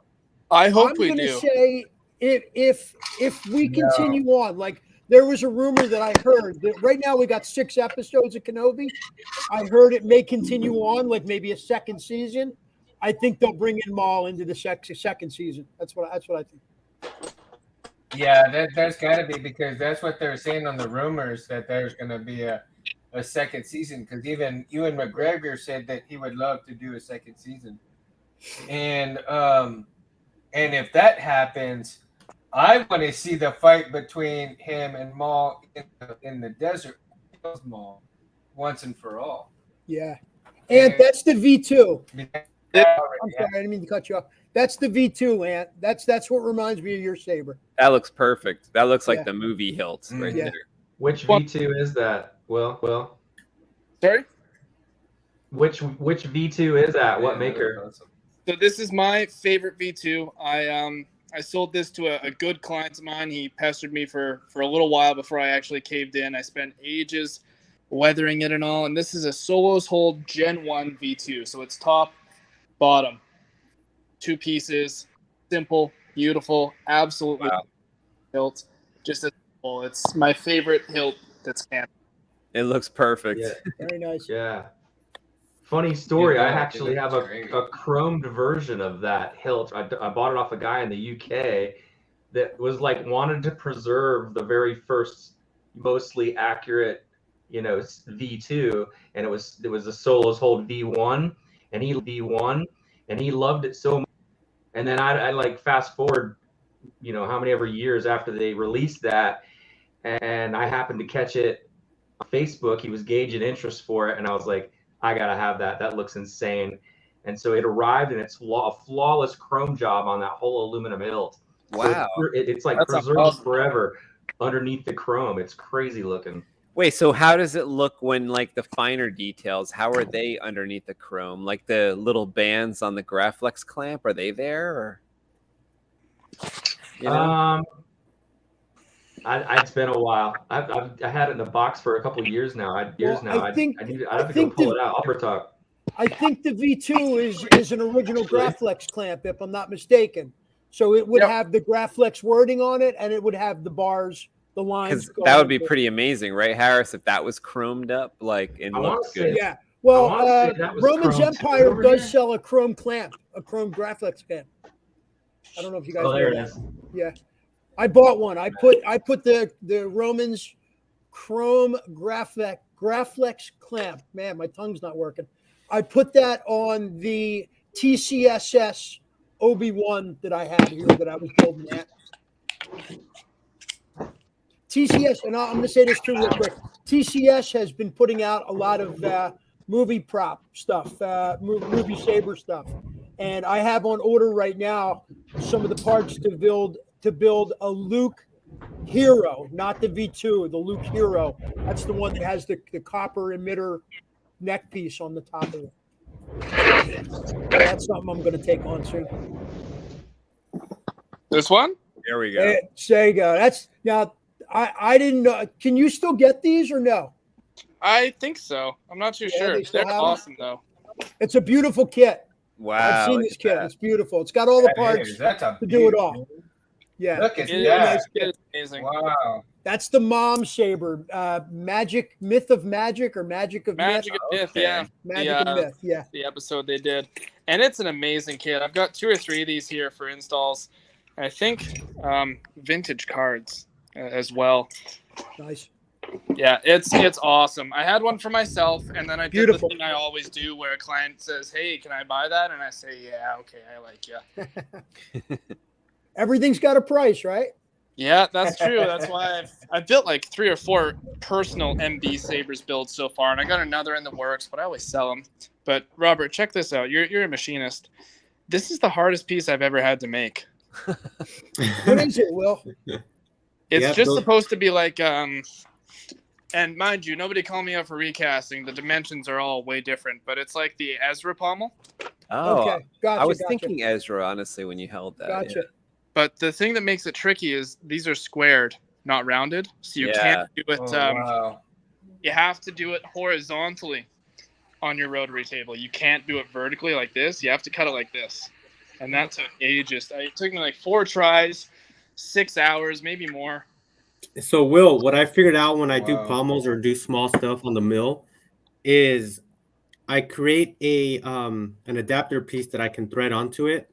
So like that, the chuck can hold on to the adapter piece, completely freeing up the tool, the part that you're working on, and giving you the space you need and making it a hell of a lot easier. Yeah, I do that sometimes too. For that one, it didn't make a big difference. The biggest thing was, I wonder if I've got examples of my screw ups here. The biggest thing was if you try to start off to the side. So let's say your bit is centered and you move it over to cut the side profile, and then you rotate and cut back and forth. You kind of get an oblong profile. So the way I found out you have to do it is you have to do a cut there, and then a cut on the other side, and then recenter it and rotate it 15 degrees, and then carry back and forth 2.5 degrees per cut. You may not be dead center, and that's why it's doing that. I found that out the hard way as well, and I dead centered my rotary, and it completely cleaned it up for me. I dead centered it beforehand, but I wonder if I can even visualize this for you. The biggest trouble is that if you put the bit off to the side and then you rotate and continue while you're off to the side instead of center, it doesn't create a good geometry. So the thing that messed me up was I was trying to do one side and then rotate over and kind of jump back and forth. But the thing I had to do was do a cut on either side, then center it back, and then rotate it and cut along the profile at the center of the diameter. Gotcha. Kind of hard to describe, but yeah, that's why it took so long to figure out. Is you can't do profile passes along the diameter if you're not centered, or you get this stepping pattern. Yep. Will, do you have machine shop training, or you just kind of taught yourself? Pretty much taught myself. My shop teacher in high school was a welder, and the only thing he told me about the lathe is if your parts turn red, they're too hot, which isn't true for most metals. Aluminum is not going to turn red. Oh well. Yeah, You mean the kind of parts you would light your cigarette on? That's all he told me. Is like, yeah, as long as your color is I could metal. totally see an old man shop teacher. Will's wrenching on a piece, it's turning cherry, and the shop teacher leans over and lights his cigarette off the piece. I could see that happening. He's quite an interesting fellow. And then he put some snide comments on my report card because he thought I was like reeling in the money selling these lightsabers. I made like $100 that year. Yeah. Amazing. So another question. So you said you made like 6 of those pommels, but the other ones were trash. So you throw them away. Yeah, pretty much. Wow. I mean, that's got to be cost efficient, right? I mean, like what is that? That's what does lightsabers, it cost? though, right? What does right, it guys? cost you to throw away 6 pommels? The aluminum's like, I don't know. I probably wasted $10 of aluminum. The biggest thing is just time. You know, I only have 8 hours in a day. I can push myself to 12, but then you kind of have this diminishing return where the longer you work, the quality starts to suffer. So if you overwork yourself, you get bad results, and it's just better to go home. Yeah, But I mean, I've got 8 hours in a day. And I've had times where I was working on a piece and I spent, before I know it, like I look at the clock and 8 hours goes by and my neck hurts and my shoulders hurt and shit just starts falling apart at that point. So sometimes you got to put it down and walk away and come back later. Dude, there's no such thing as trash. Like you can repurpose everything. That's why I didn't throw that out. What is that, Rob? I don't know. It's just something that I just put together. I was like, well, I'm not going to use this. So it's just decor now. So I just have a bunch of decor just everywhere. Very cool. Especially on that shelf over there. Like there's just a ton of crap of parts that I've machined. And I'm like, all right, well, I'm not going to use this. And I'll just leave it there. And then eventually I'll come across a piece. I'm like, hey, this will go good with this that I'm making. And then I'll machine it. And there you go. I want to say something real quick. Get saved. If any of you guys want to throw away parts, Anthony and I'll take whatever you guys want to throw away. Because we have taken, and I've seen Ant do it, he has taken some parts that I would have thrown in the trash and made it into an amazing looking lightsaber. So we'll take whatever you guys want to throw away, okay? That's great. Amazing. Here, I found the Solo's hold, chrome plated. Oh, that is sweet. Oh, wow, dude. Oh, that's cool. Yeah, totally preserved. It's nutty. I haven't handled it with bare fingers yet, but it came out pretty good. Can you feel at all like any thickness change in it, or you don't know? Yeah, I don't know. Microns, right? It's pretty tiny, but yeah, you can see the chrome plating in the pommel. So a reflection of the blinds back there. Nice. Oh yeah. I thought that was a nutty idea. I was like, okay, you want to preserve it forever? He's gonna chrome plate it because chrome's pretty tough. It's hard to. Heat it up. Well, it's hard to machine too. I had some chrome-plated steel I was trying to work with. Yeah. You can't cut it with carbide. It sucks. Does it flake off and it just looks shitty? No, it melted my carbide. It didn't even. I probably got it. The chrome caused that? On car wheels. It's perfect. Chrome and aluminum don't really fuse well. That's what I've heard. Yeah. When I've tried to get that stuff done.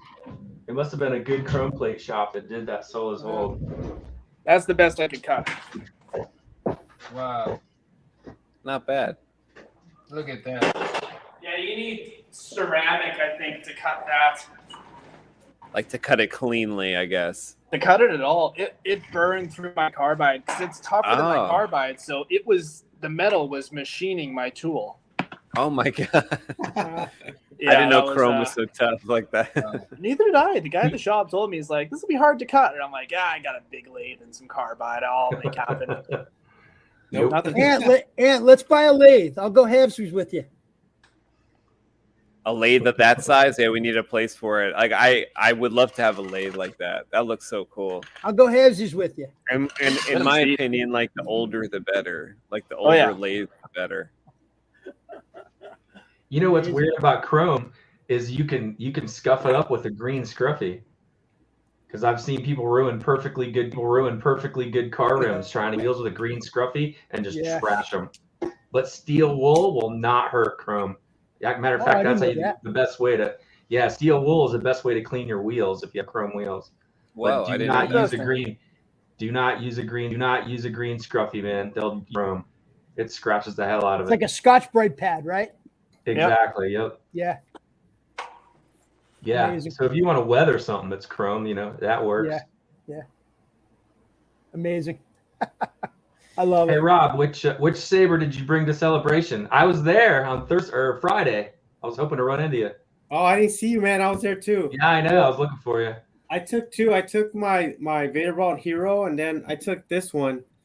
I actually weathered it today. I was kind of nice, like on the fence about weathering it because it was all shiny. But when I took it, it was all shiny, and then it got all kind of scruffed up, and I'm like, yeah, I'm just gonna weather it. So this is the one. Tired of polishing it. Yeah, this is the one I was mainly carrying. Right. There can only be two. That's great. Nice. Very cool. Cool. Nice and loud. Yeah, it is. Yeah, it looks If great. I get it to focus. Yeah, awesome. Yeah, it's not focusing. Wow, look at that. It's got your switch solutions in there. Yeah, those There are we go. sweet. Rob, I love those switches. I wanted to put them in that edge saber I built. Oh, that thing is hella loud. What was that again? I wanted to buy a couple of those switches from you, but you at the time, I don't know. I was asking you, do they thread in? I was the pain in the ass that kept asking you if they thread. And you're like, I said no, they thread. don't. You just glue them in. They're good, man. You don't really need to thread them in. They're pretty solid. They hold. Oh yeah.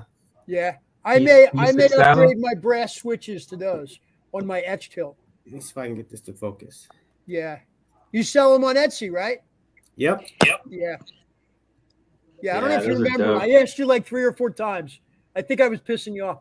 Do you sell those in like different metal finishes as well? Yeah, he's got brass and aluminum. silver, right? Yeah, And you brass mix and them. aluminum. Aluminum, Very and you nice. can mix the colors. Brass. Those are the brass ones, right? They look amazing, dude. Yeah, the brass ones are really nice. I like. Yeah, using I would brass. do the brass ones.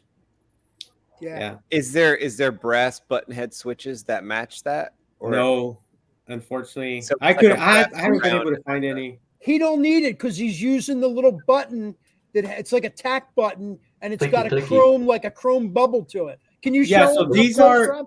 These are TCSS. the dome tactile switches. Okay. yeah, I've used those. Yeah, Yeah. These are great because I like how you can. Yeah, they got can nice hear feel it. to them. they're really like They're real responsive. clicky. Yeah. They got nice click, nice feel to them. Yep, I got some here. So these guys right here. Yeah, and your pricing on them is absolutely fabulous. I think, what do you charge? Like $10-15 for a switch? Yeah, They're 15. amazing. Yeah, amazing. These little guys won't focus, but Yeah, there we go. love it. There you go. Yeah. Love it. I'll be hitting you Very up for nice, a set of very them soon. cool. And then I also make these. So these are pretty cool because these you can mix and match. You can do brass on brass, aluminum on brass. Oh, I haven't seen those before. So Hell these yeah. are plungers. Yeah, I don't know if I got it from you. Wow, Hold on look a at second. that. Yeah. Are they Yeah. spring loaded, like permanently installed type of thing, where you can slide the, not in that saber maybe, or can you slide the So chassis out? these are designed for removable chassis. Yes. So you can That's what I so need. see these are aluminum and brass, right? Hold on, let me show you another one. And then I made it for There's- this one that I'm gonna install. I haven't had a chance to install this, but these are all brass. Cool. Nice. I like that a lot. And the switch hats Yeah. stay in there even when you pull the chassis out, or you got to be careful they don't, or you got to be careful they don't fall in. So you hear them, right? They're not falling out. So the Right. way to do that is you have to put them upside down so they hang down so they don't get caught up. And then you Gotcha. just kind of, these are like retention screws. And then the chassis will completely come out. I still haven't finished this chassis or installed it, but the switches are actually on the chassis. Let me see if I can show you. Oh, Okay. yeah. There are the Very switches. cool. See, I'm still trying to figure out a way to keep so the switches just stay in there all the time, like the Sidious design. So that So you seems to be like the norm now, right? Is switches embedded into the chassis? Yeah. And then there JD, is- I've got an idea for that. I think I got an idea how you could do that with like the pogo pins. Collaboration. I've done it with CoverTech wheels and drilled through them and used an ink pen spring and made one that will never leave the hilt. But I don't know how to do it on a bigger scale like that. I like those. Well, have you Very guys nice. seen the Nice, Rob. new?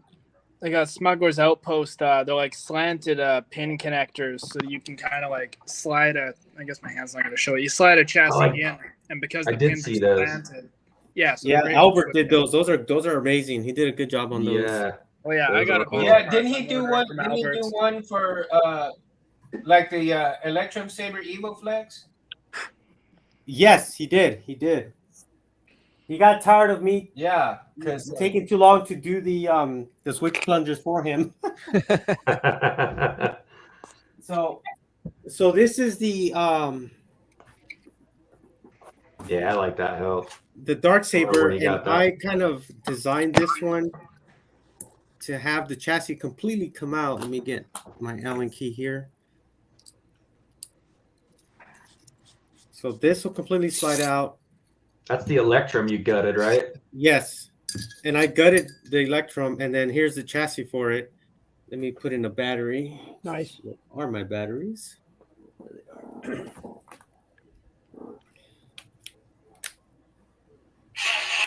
Oops. And then so switches are here. Yeah.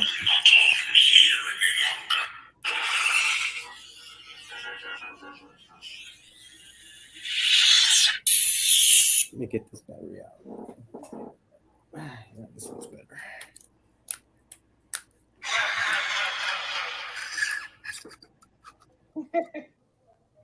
And then so the chassis will just slide in here, and then I have the plate with the plungers, and I just screw that in, and then there you go. But Albert designed it to where you could still use the their plate, and it has their contacts. Very cool. Yeah. Yeah. Super clean. That was awesomely cool, man. Electrum did a good job on that.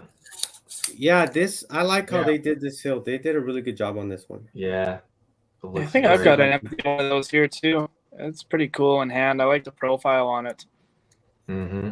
They've done some Now pretty decent hilts.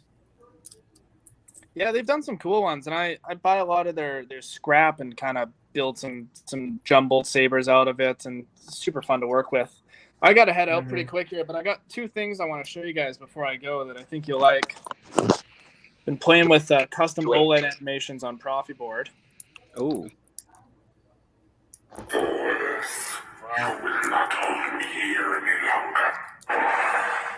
And do you guys remember how this lightsaber looked?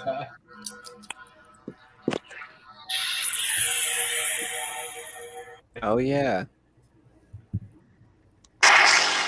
Oh, Oh, there you Look go. at that. That's amazing. that is sweet, dude. Look That- at that. That's Like matchy. ages. And I actually had to troubleshoot with Brian because the way to configure it so it doesn't loop on Profi was Brian actually Connor? wrong. Yeah. He, He's a god, man. he's Jeez. brilliant. Yeah, he And is. I was troubleshooting him. troubleshooting with him a little bit ago because he had it set up on Linux because you have to convert it to a PBM file or something like that for it to not cycle. Oof. But you have to go into like command prompt and all that and do some backdoor stuff on Windows. But it was initially wrong on his tutorial, so we did some troubleshooting and figured out the syntax and got it working, and it should be updated on the website. But yeah, got the hilt itself. Very cool. Oh my god. Nah, that took Miniature animation of the Oh hill. my gosh. Dope. Very cool. one more thing to show you guys before Not I only head just out. the hilt, but it was the hilt being unsheathed from its chassis And- cover. And those screens are like only like an inch long. So to get that something that clean on that little tiny screen, it's mind boggling. It took some time. Amazing. So right here we have a resin chassis, SLA printed, whatever. Now watch this. We're going to take some sandpaper, if I have some here. Yeah, take some like 200, 400 grit sandpaper. And I'm just going to scuff it up, right? So if you look, that's not working. Hold on. There we go. So if you look, you can see where I've scratched it up. Now what I'm going to do is take some petroleum jelly or Vaseline. And you just get a tiny little bit, and you rub it in there. And polish it up. It's fixed now? Yeah, well, it gets rid of the sanding marks. Oh. Wow. So if your chassis is a little too big, you sand it down, and then instead of like polishing up with sandpaper, you just use a little petroleum jelly. I don't know why it works. Well, you know what else it kind of helps there too with like a tight chassis into the hilt shell. Yeah. Like I've lube in the chassis. like It's I've lube in the used that chassis. when the chassis is a little too tight and thing. Yeah. Yeah. That's amazing. I guess it has two uses. That's Interesting. amazing. Wow. Yeah, let me tell you, I went to Walmart to buy it. The lady's like, "What do you need this big tub of Vaseline for?" And I said, "For my lightsaber." She's like, "Oh, that's what we're calling them now." Yeah. I would have showed her a lightsaber and she'd have been like, "That's the biggest dildo I've ever seen." I had a friend in high school who wanted me to build him a lightsaber dildo for his birthday, and I told him, Of course. "You bring me the dildo, I'll build you the lightsaber." Maybe you He told them to brought go me to the Ultra dildo. Sabers. Oh my God. I love it. I love it. Yeah, that was like 2017. That Changing the was gap. Hey, well, that was an nobody, interesting let one. me show you. I kind of re back. You know that white chassis I've been working on a little bit. I kind of redesigned the crystal chamber a little bit because I had brought the little holders for it, like real close to hold the crystal for it. But I'm kind of rethinking a little bit. So let me show you this, how I'm kind of redoing the crystal holder right there. So I'm kind of Nice. in Linda. between.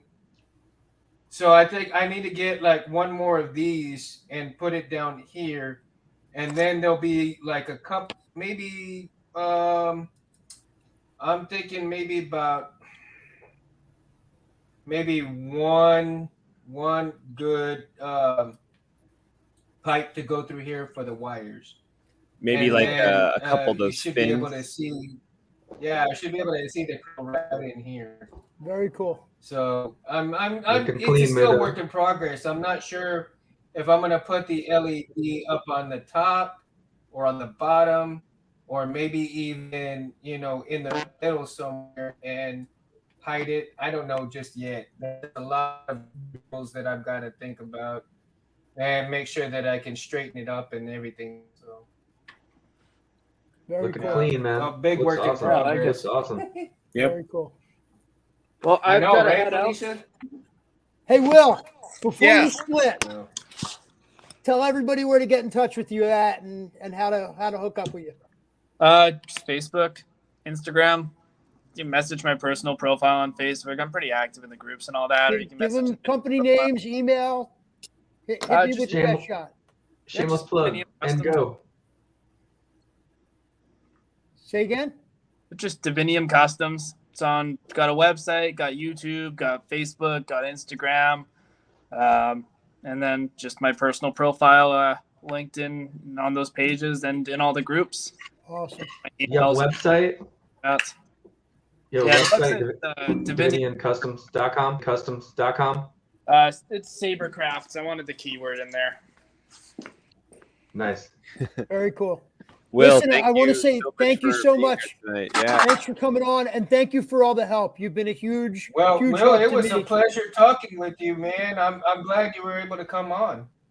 Yeah, it was awesome talking with all you guys. I'd be excited to do this again sometime. Oh, that'd be awesome. You are yeah. a saber god. You got a lot of knowledge Absolutely. that you could pass around to us for sure. We were all our jaws were fixed open as we listened to you tell us all the secrets. So thank you so much.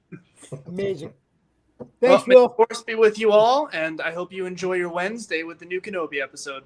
Same to you. The force will be with you. Likewise, man. Later, Will. Good to meet you, Will. See ya. Yeah. Very cool. That was awesome, Harris. Thanks that was for amazing. bringing him up. I Yeah, didn't. he's smart. He knows his stuff. Yeah, So many people in the saber community I haven't met yet. Yeah. Oh, tons, yeah, tons. Really? Tons. So, I mean, Ben, you just made my night there, man. Just listen to all this stuff. Yeah, Ben. Yeah, Ben. Insane If is you just got the here, you have correct to go term. back and listen. Yeah, after you the gotta show go back and rewatch, man. This completes because there was a lot of knowledge dropped by Will tons of Duranium Customs, and that was pretty incredible to see his shop. And he walked around and he let us see a lot of what he was working on. So that was just crazy. Anybody that's into custom sabers definitely wants to rewatch that episode and see what Will was doing in his shop in Canada. That was crazy. So cool. Yeah. So cool. He had the most other than JAD had the most Graflex lightsabers I'd seen. How about all those MB sabers, man? I mean, I oh my know God. that's crazy. Makes my head spin. Anything you guys said, Oh. he pulled out the saber, right? I've Yeah, never yeah. seen anyone do that besides Had it Jedi right there. Arms Dealer. Normally, Had I'm it right talking there. about a saber. Jedi Arms Dealer has the saber. Same thing with Will. He had the saber. So we're Hey, both Dave. addicts. Oh, I was talking with Will Okay, earlier in the before night. I forget, Go ahead. The Mundo freeze up. no, go ahead. Go ahead, Harris. No, go ahead. I was going to ask Dave a question, but I'll ask him later. No. Okay, well, I mean, my question to you guys is because I eventually want to acquire a Kanan Jarrus. So how easy or how good is the Kanan Jarrus to install, or is it a little difficult? Is it medium build? What can you guys tell me? I don't know anything about it. Who makes it? Does Solos Hold have one of those? Yeah, I have the Solos Hold. I haven't installed it yet. No, and none then of there's you guys have installed one. No, I I've have never the solo installed hold, one. but I haven't installed it either. I mean, I did a long time ago. I did the Saber Forge version, and I made it as screen accurate as possible. I even drilled out the holes on the control box to add blinky LEDs in it. So, but that was such a long time ago, and I would say it wasn't that hard. But that was Mundo, on the are you Saber planning Forge on version. making it so it separates? No, the Saber Forge Yes. version didn't work that way. It doesn't do it? No. Okay. No, I know the solo hold does though. The solo hold does. But from what Oh, I yeah. understood, Yeah. some of the hilts they're kind of loose a little.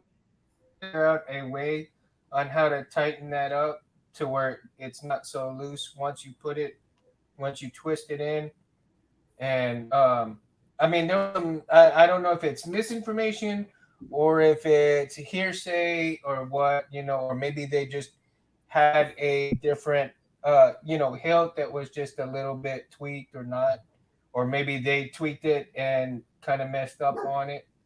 But eventually I'd like to acquire a Kanan Jarrus and do one, or whatever have you will. Yeah, Just I'm I a was fan, wondering Mundo. how if you I'm a guys had fan. I done love one. that saber. Yeah. I know Yeah. Mundo just likes saw- it because it's got a thin neck. I just saw- another one with a thin neck. Yeah, I like it. When I'm going back a few years, TCSS first came out with their V2 line, they had an emitter, or they still have it. The emitter really looks like the top end of the Kanan Jarrus. And I don't know if you remember this, and I bought it and I tried to put it together. And I think I messed it up so much. I've got it up on my shelf. You still have it, right? Yeah, I got it up on my shelf. Yeah, I think you still have it up there on the shelf. Yeah. Yeah, it's a beautiful saber. I'd love to know how it splits. Like, how does it split? Like it pins? Is it like a pogo pin setup to put it together? Yeah, I thought it was like a J-lock thing. Right, Rob? Yeah. Isn't it like a J-lock? Let me see. I know it's been forever since I pulled mine out. That's what I saw.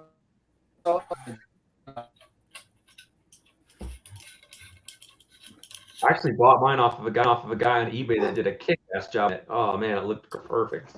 Wow, look at that. Yeah, look at that. So I really haven't taken this off. That looks bigger than I thought it would. And I haven't messed with it either, to be honest with you. There's a retention screw back here. What do you like better? Do you like that one better or the Ezra? Or is that I like this one better than the Ezra. I wasn't a big fan of the Ezra version. The stapler? Now the one after the stapler, The second. that had like kind of a thin neck to it. That's his green lightsaber. Right. Right. I haven't even taken this thing apart since I got it. I don't think I have either. Is that looks installed? exactly Rob? like the one Harris made. Rob, is that installed? I really like the design of the hilt. No, it is not. It's not It's not tempting. installed. Okay. No, I just got it, and no, I didn't just get it, but I mean when I got it, I just kind of put it away, and I was like, all right, I'll deal with it later, and I never got around to it. I think here you go. All my sabers that I have back here. So Ben says Solo's holding SP Sabers. I want to say it's SP Sabers is the one I saw today on Facebook. It looked pretty nice. Really?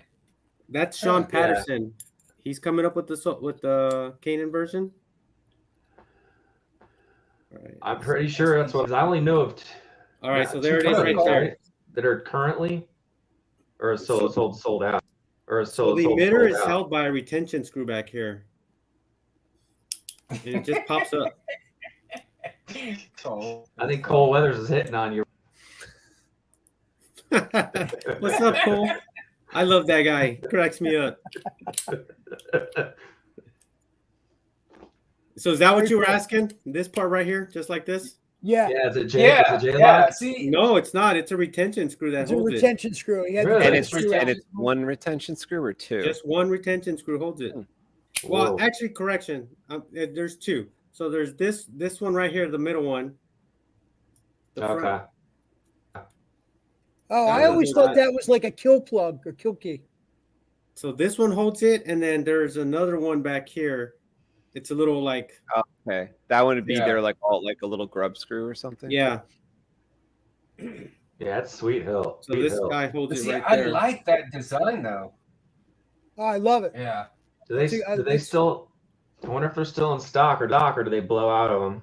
So like it's not like a true thin neck. It kind of looks like it's a thin neck, but it's not, right? It's like not really a thin neck. No, The neck it's just- does get a little thinner, but it's not really a I wouldn't- thin neck. Yeah, I wouldn't really call it a thin neck. Yeah. Like in that one, what do you do for buttons? Is it part of the control box or somewhere else? Yeah, so the control box has the buttons right here. Oh, cool. That's nice.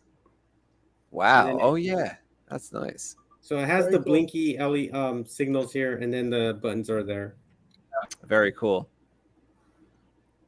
That makes it a hell of a lot better, in my opinion. That box is usable. Wow. Yes. Yeah. That's great, dude. Brass tacks. Very cool.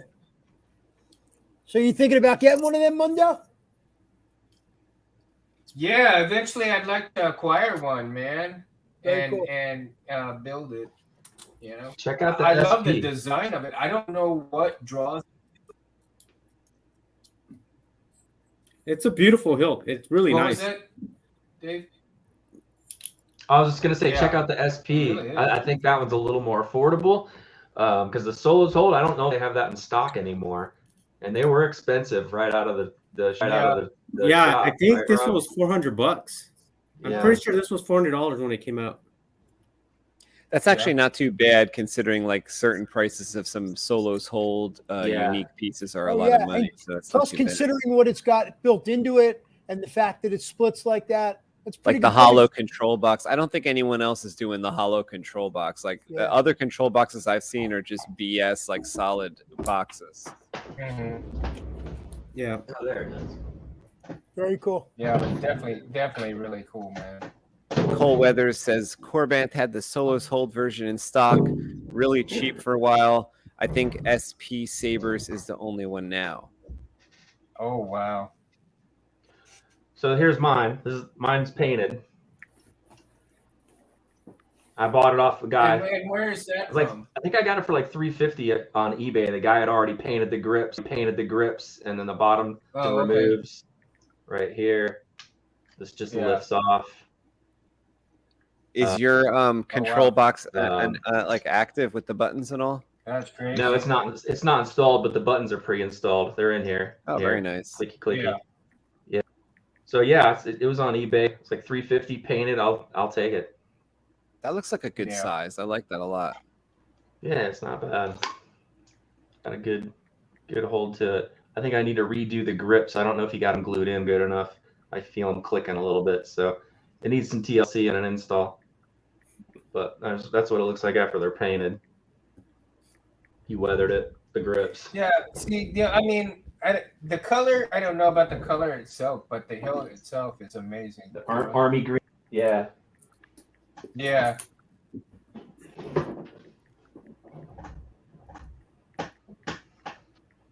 I mean, I don't care if it's like screen accurate or anything like that. I mean, just the fact that the hill itself is the design of the hill itself just draws me for some reason. Yeah, it's a nice hill. You won't be disappointed. So this is the one I took to Celebration. This is the brass flex. Brass flex. Yeah, the brass flex or the steam flex. You can see Nice. steam flex is laser etched. I love that. In It's the clamp funny because card. I just finished watching your Netflix video. That's crazy. The video on this. So the thing that I Yeah. love about this saber, and I'll never change it. I'll never put a different sound card in it. Is this is that DIY Eno member space that came out, and Andres Kuhn, who was the first one to do a NeoPixel, saber. Yeah. And when it got here, I started checking out all the wiring schematics, and this is the saber that I know of that I've built that'll do all three blade types. It does six segment string blade, and then you reprogram it, and it'll do in-hill LED, and then you reprogram it again, it'll do NeoPixel. Nice. So you have like an 8-pin connector in the top or something? Yeah, I used a Cat 6E, which handles high amps, so you can run NeoPixel with it. But here's the inside. And is this something you built on the inside? From scratch, yeah. Wow. Yeah, look at that. The whole thing breaks My down, God. and just the chassis slides out. But finding flashlight. What? Like, it's literally a mini tri-cree on the button. Really? Love Yeah. Wow. So I That's use it as a awesome, Dave. flashlight. Thanks, man. I just love that it does all three blades. Like Yeah, that's that really is cool. crazy. So This what is is my- it set my up baby. currently as? It's set up currently like for LED blade output? Right now, it's programmed for NeoPixel, but the blade's down in the garage. I don't have the NeoPixel blade here. But right now, what's funny is even though it's programmed for NeoPixel blades, there's an RGBW in-hill LED in here that's connected to the Cat 6E connector. Oh. And so because the NeoPixel has plus and minus, with power, it'll power this even though it's programmed for NeoPixel. That's cool. So it's NeoPixel. Did you dress up for Celebration, or did you just go? I didn't. I mean, I put on kind of like Tatooine kind of looking stuff, right? Where I had have these burlap, pants type of thing, and I do that. But this one was on my hip. This is Nice. my this is my Celebration hilt. I freaking love this. Just Is 'cause that a it's super heavy unique. lightsaber? I think that was It the is. perfect one to take to Celebration. Thanks, man. Yeah, it is. It's really heavy because of the brass, the whole brass setup. And Dave, then I the cut, like, Graflex I one, don't think you could have is picked that a a better hilt to go vintage? to Celebration with. It's not. There was a guy on eBay, and I think he sold some to TCSS like way back in the day, and they Right. called it the Brass Flex. And he literally took like brass tubing that was identical diameter to the vintage, And he cut it. and hand cut all these, sold a batch to TCSS. Wow. I found him on eBay, and this was the last one he had right out of his shot. I've Oh, seen my people gosh. take Wow. I've seen people take a vintage and just sand the fuck out of it to get rid of all the nickel. I think it's nickel plating on the outside and it's Oh, brass yeah. on the inside. That's true. I actually did some kind of sacrilege thing and did that to a vintage Fulmer non-patent. Yeah. But it was trash. Like, it had nasty corrosion. It was Kills it. flaking off, and I was like, you know what? I'm gonna blast all the nickel plating off of it and see if I can make like a vintage Fulmer brass flex. Awesome. I don't know if I'll regret it Man, eventually, awesome. but Funny. it's too late. Love So it. yeah, that's my celebration. My celebration set. What up, Chip? How you doing? Ben Chikaj says, flashlight on a flash gun, touche. Cole says, beautiful saber. Are those acrylic chassis discs in there? They are mixed with spacers in between, so a little mix of each. And are you using laser cutter to cut the acrylic disc? I do. I try to keep it like minimal acrylic anymore. I used to use a lot of acrylic, but now I try to use more metal and maybe more like 10 to 20% acrylic in certain places. What's cool about the laser cutter is you can build your own acrylic chassis that isolate it from like a metal chassis. Instead of 3D printing, I kind of, before I got a 3D printer, wrapped my head around the laser cutter and was making all these little super. I sent Space a photo of what I'm working on now for Jeff. This is the hardest build I've ever done. LS6, you have to work. And so this is in progress right now. Is that the metal? remove. I hate This that is- hilt. Oh my God. I know So- what you're saying, Rob, that I hate that hill too. This is copper tubing. Wow. And so I'm not finished doing all the mill work on it. I'm going to do all this kind of stuff here, like vents. This kind of stuff's going to be all Oh, over it when wow. it's done on the micro mill. Copper tube. But yeah, and then it has swappable speakers. So I flanged out the end of it, and it's got the stock square speaker pin in it, and you can just pop speakers in and out of this thing. I Wow. have 3 different speakers Wow. that are going to go in it. Holy shit. When I send it to. And so then my favorite part is the crystal chamber. It spins, and it's like microscopic in there. It spins, and then it's held in with a magnet, so you can remove it and put different colored crystals in. So let's see. I don't know if I can do it now. Magnet that holds it in there. See? Yeah, I see it. So I see it. I can pop it out and replace it with another colored crystal. Wow. So yeah, that's where this one's going. This one's hurting my head bad. That's amazing. We're getting there.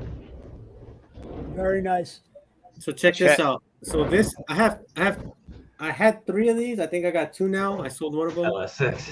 The LS6. I took off the wings and I made a crystal chamber for it right there. Wow. And so I Nice. haven't done any install on it either. And I have the chassis design for it and I haven't done anything with that as well. But the way it'll work is the chassis, this piece right here that was in here, I took that out. And so now it'll have a removable battery in here with the pixel pins. And then right here will be the soundboard and it'll hold the 28mm speaker. That's what I did, is modified it for a 28. And it could hide your wedding ring. Oh, see, there it is right there. So here's the 28mm speaker, the chassis for the board, and then the Very crystal cool. chamber, and then the battery chassis will slide in here. That's beautiful. And it'll just be like motion turn on because obviously there isn't any buttons. I did great. design buttons for it. I could do the buttons. I was thinking about putting the buttons right here on these 2 screws. Where these 2 screws. Oh yeah. Are you using the control box, Rob? No, I'm not. I'm gonna leave it just like this, exposed. Okay. Because I was gonna say, if you are, I have a pogo pin connect on a laser cutter. I'll send you if you want to use the box. No, I have like 4 boxes to be honest with you, and I'm not gonna use. I'm not gonna use it on this one at least. I'm gonna leave That's it a just cool like this. I design. want it exposed, and you can just turn it on. That's cool. Very cool, Rob. Love it. Button. So many projects and haven't even finished. I know. Right. So I'm gonna show you this. Crazy. I've had this for a little bit, but this is for a way down the road hilt. But I actually picked up a Rudy Pendo. Nice. Oh, nice. Yeah, those are gorgeous, man. Yep. Nice. Now, Mundo. that's the newest one, Mundo. I think this was one of the ones before his last. I think he's doing one last run, and that's it. Mundo, what is that? I didn't hear what you said that is. A Rudy Pando chassis for an Obi-Wan. Oh, wow. Yeah. For an MK1. Yeah. J-Lock. I like the Very shape of the nice. crystal in there. Very elongated. It's like taking up the whole space of the chassis there. I was thinking about doing something like that. Can I ask what that cost you? 160, 168. Wow, that's not bad. 160, something like that. That's not bad. That's not bad at all. I like that. And I think he still has some going on right now. So if you want to pick one up, go for it. Is that a real crystal or is that a printed crystal? No, I think it's a printed crystal. Well, that's only for the Obi-Wan. It looks or too will that- pretty to be a real crystal. That's only for the Obi-Wan, like the Mark IV, I think it's called. Yeah, the Mark One. Mark Yeah. One, But and that I'm pretty- won't work in a Luke hero, will it? No. I don't think so, because I asked him and he said no. But I mean, Okay. I've been trying to look and see if I can find questions about it and see if it would fit anything else. Because if it fit anything else, I might end up saving up and getting another one if I can. Yeah, it's pretty cool looking. You know, It will fit into the Steel Romans V2 because I put one in there, but you have to machine the top of it, otherwise it won't close all the way. Gotcha. So Very cool. Romans. yeah, You wanna and see, get the I Romans don't, V2. I don't know how to do any of that yet. So. Yeah, you need a lathe or a mill to machine the top down. Very cool. Well, and I'd be like really bad on stuff like that because I'm so dyslexic. I'll see the damn numbers backwards. But I'll make it work somehow. Mundo. Chet Osborne screams, Mundo! Mundo! It's that time of the week again. It's Mundo Monday. Or it's probably not Monday anymore. Hey, happy. Let me change subjects real quick. What do you guys think of little Leia? I freaking love her. I think she's amazing. I think she deserves her own show. Or I think they could go on like adventures. Like it could be for kids. They could go on like adventures with her. Like she could be doing tons of different shit on different planets, right? Because she's a princess of Alderaan. So And I don't know if you guys saw, but I saw I think just today on Facebook, somebody on a Star Wars page, somebody posted Carrie Fisher pictures when she was 10 years old. It looked like her. Oh wow. They look like twins. Yeah, they looked exactly Weird. They do such a good job with the casting sometimes. I That's wonder cool. if they looked at she the looked just look for her. just like Carrie Fisher at 10 years old, man. Very cool. She's doing a great job. Yeah. Wow. Yeah, a little I cute. definitely look forward to her interactions with Obi. They crack me up. They're freaking hilarious. Yeah, I love where she Right. tells the what do you call it? The lady, the switch hitter lady, whatever she is. She tells him, "Bring him home." She tells him. She tells the lady, she's like, "Go get Obi-Wan. Bring him home." Yeah. I love that. Yeah, totally cool. I would have loved to see. Would have loved to see Obi just grab her by the back of the shirt and jump over that laser fence, man. That would have been cool shit. Oh, tell me Because there she would wasn't a have missed loved it. She would opportunity. have been like, ah. Yeah, she asked to be levitated, so she could have been like tossed over that laser. Yeah. laser I'm reading Ben's Yeah. comment. Little Leia is great. She reminded me both of Padme and Leia. Definitely, like there's little things that she's doing, little idiosyncrasies where she's, she's playing with the little droid, which was all Anakin, and definitely like there were things that she did, reactions that she had that even, you know, Obi-Wan looks at her and says, "You reminded me of somebody that I once knew," you know? That kind of hit me in the heart. Yeah, that That was was sweet. great. Very cool. I wish you Yes. would have told her, yeah, I knew your mom and I knew your dad, and kind of give her a little backstory or something, you know. Give her something. She Surprised deserves he's it. so he's so withdrawn around her when he seems like he would be a little more open with Luke because he's trying to give Luke toys and stuff, and with Leia he's so well. Keep like, in mind, he he's won't been tell watching her Luke grow, and he's only this is the first time he's really had any interaction with Leia. He didn't know her, you know. Yeah, I'm just didn't know thinking her at like in all. their situation, like Curricular. it could be his last day on Earth, you know, because like it's just a very harrowing time. So I don't know. I would be a little looser with the info. How about where she looks at him and she says, "Are you my father?" I Yeah, was like, "Oh man," you know. Yeah. Well, I that think seemed if logical for a kid Obi-Wan to gave ask. her, What did you say, Mundo? information from her, if she got caught and was to stayed caught, where he couldn't help, and if he gave her that much information, who knows what could be used. Yeah. Got to That's limit true. how much she knows. I just saw yesterday on the actress from Bird Box. Did you guys see that? No, that horror flick with super famous actress. I'll think of it. Basically, like they have to walk around with blindfolds on because if they see something, they'll die. Sandra Bullock is in it, so she's in that movie and is just amazing in that movie. Ben says, "What do you guys The new think one with of Brad Pitt? Obi-Wan's mashup lightsaber? What is the one in the show a combination?" I was actually going to ask you guys earlier when Will was on here what anyone noticed about the lightsabers presented in the show, and if I they haven't were gotten a good look wrong at it all. yet, to be honest with you. I guess Ben sees something kind of wrong, or it's a combination of different Obi-Wan lightsabers, I guess, where he had a certain one in episode 3 and a certain one in episode 4. And I guess this is a combination one. I hadn't noticed, but I did notice. We talked about it last week about the Graflex. We did notice there was inconsistencies with the way the Graflex look versus episode 3 to episode 4. It kind of signified that I guess Obi-Wan did some work on the lightsaber, on the Graflex lightsaber. But as far as his own lightsaber, I don't personally like. I'm not an expert on either the Graflex or the Obi-Wan. I don't really know the little ins and outs or little details so much on those. They changed the emitter on the episode 3 to the episode 4 emitter. Is that correct? Mm-hmm. Yep. Yeah, that's the difference.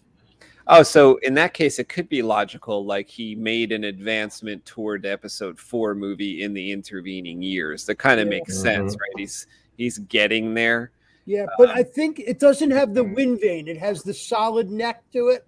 The piece that juts out a little bit, if I'm not mistaken, which was in episode 3, not episode 4 had the wind vane, had the openings to it. Yeah. Ben's got it. Yeah, episode 3 body and New Hope emitter. Roman Props is getting ready to release one that's ready to go. It's got the weathering on it, where the grenade section has silver around it's like, all weathered nicely. Yeah. And the booster. Very cool. I'll have like the paint scraped off type of thing where it's silver showing through. So basically, this is the one I put the episode 4 emitter on. I just haven't weathered it because this is my Roman's incentive weather that. But I have a Corbanth one I need to mess around with. I might weather that one and see if I can get the Roman's emitter on it. But I have mine set and I'm not messing with that either. I'm leaving it the way it is. Right. It's too freaking perfect. It's too pretty. Exactly. Yeah, those Romans are really nice. I've got like 2 of them here for a customer. They are just absolutely beautiful. I only touch them with gloves on. I'm like, they're just perfect. Yep. Jim says, the brass wind vane is gone and dark copper now. Yeah. Dave, I saw you tagged on Fellowship of the Flame, the update today.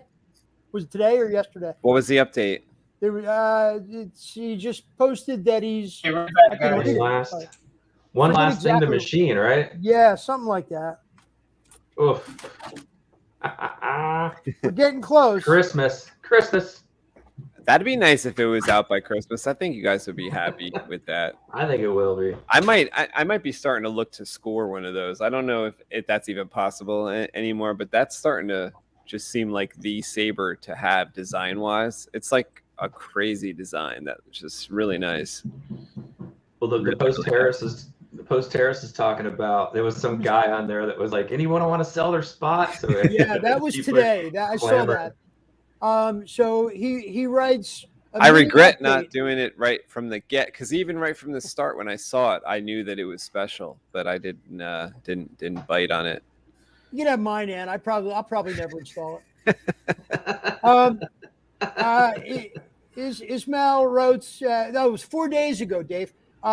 Mini update: CNC machining of the flame hilt body is completely finished, with the remaining CNC machining, in parentheses, the slit and the hole of the pommel body is finished. I will share it here with photos after about 1 week later. So we'll see. I'm just, But is that almost due for another update? Yeah. Yeah, but is that the last piece? Like he was kind of fuzzy on it. Is that the last piece to be machined? I think that's the body that he's working on, and that's the last piece. I think he did the lower grip section and the pommel. I think that was done like a year ago, maybe. So Yeah, I you think reminded he's me. working on the top. I gotta send them we hang up on this thing, because that would suck. I ordered something from Saber Bay and it went to my friggin' old address because USPS was here. Yeah. The minute I moved, when I got divorced, the minute I moved, I sent my address to him. Yeah, I've done all that, but like they're not forwarding our mail. So, but what's cool is I went over there. I was expecting an expensive hilt one time, and I went over there and knocked on my old resume, and I was like, I'm pretty sure you have like something in your mailbox I really need to get. And they were cool. We might have something here. Like I think there's a new like law division or like degree that could be obtained, which would be saber law. Right? Harris could have used that in his divorce. JediArmsDealer could use that to locate his missing sabers. Like we need to have someone specialize in saber law, and we could get all these problems solved. So saber law number 1: what's mine is mine, and what's mine is mine. And don't you fucking touch it. That is a second saber amendment. All right, Harris, guys, just use the Jedi mind trick, man. Saber back. I think we're going to go ahead and close out the show tonight and come back next Monday night for the next episode of Mundo Monday Saber Talk. What a blast this was. Yeah, it was a lot of fun. Harris, thank you for bringing on your friend Will. He's awesome. Thank you, man. I told him he's got carte blanche. Anytime he wants to come back on, he can come on. Yeah, we'll have to send. If you send me his email, I'll just include him on the thread when I send it out. Yeah. So he can pop in whenever he wants. That was a lot of fun. Rob, thanks for coming in tonight. That was so much fun talking about Obi-Wan. Yeah, thanks for having me. And Mundo. Always a blast, guys. A new record. I almost thought Mundo was frozen again for a second. Maybe he freezes every couple No, I'm seconds. not frozen. Mundo's doing his for some reason the Wi-Fi in the garage is, like I said, I'm on my wife's laptop, so the audio is better this time. Here. Thank you for doing that. The audio is within the lag time on this damn thing. Yeah, it's like we got scales of justice here. Hey, Dave, how'd you like the shot glass, man? Oh, I loved it. Barbara already stole it from me.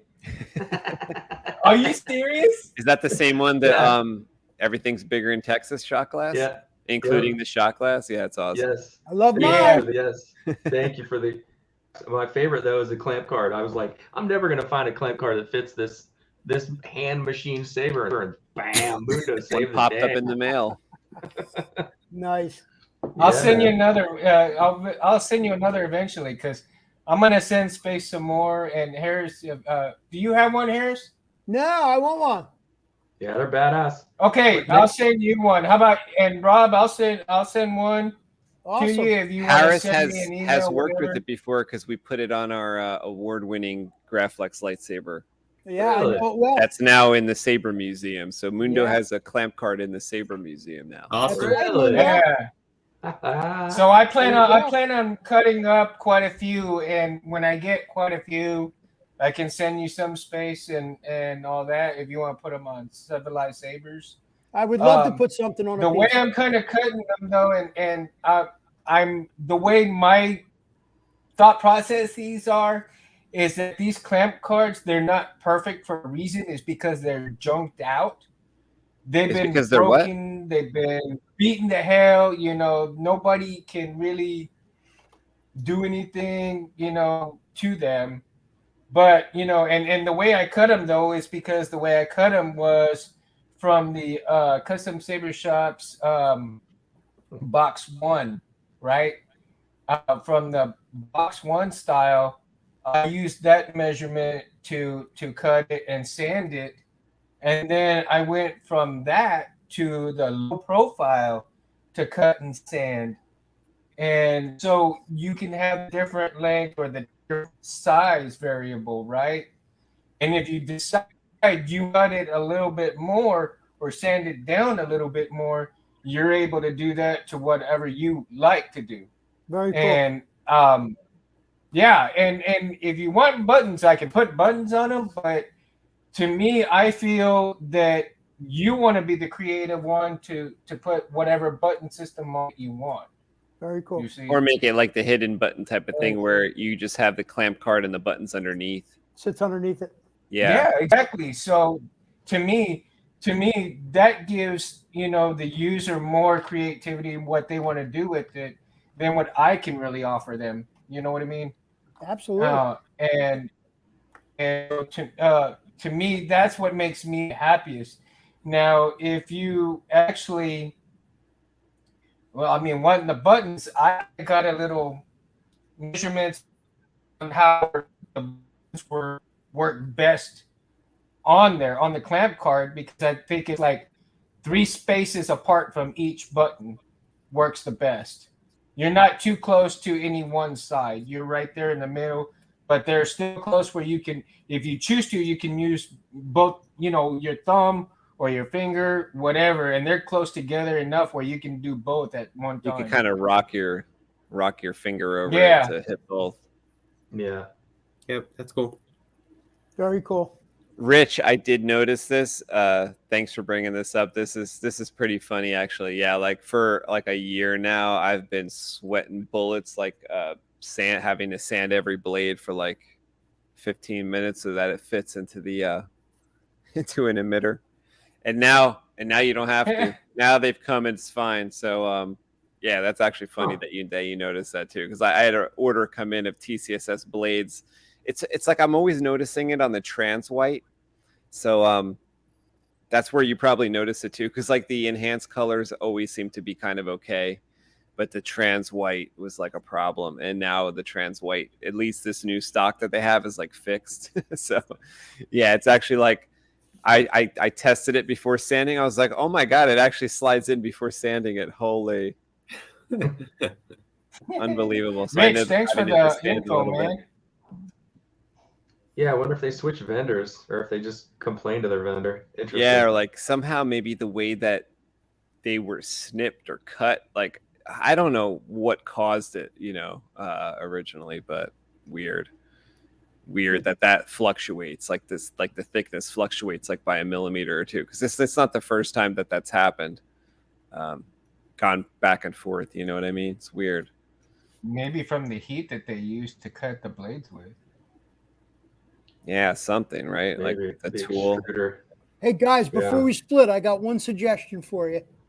I know this is Saber Talk, but I don't know if you guys have any of you guys watched season 3, episode 1 of The Boys? Not yet. Yeah, I've seen it. Some of the sickest motherfucking shit I've ever seen in my entire fucking life. Okay? That show's nuts. It Mind is blown. nuts. Go watch The Boys, season 3, episode 1. Okay? Yeah, You'll that know is exactly crazy. what I'm talking about.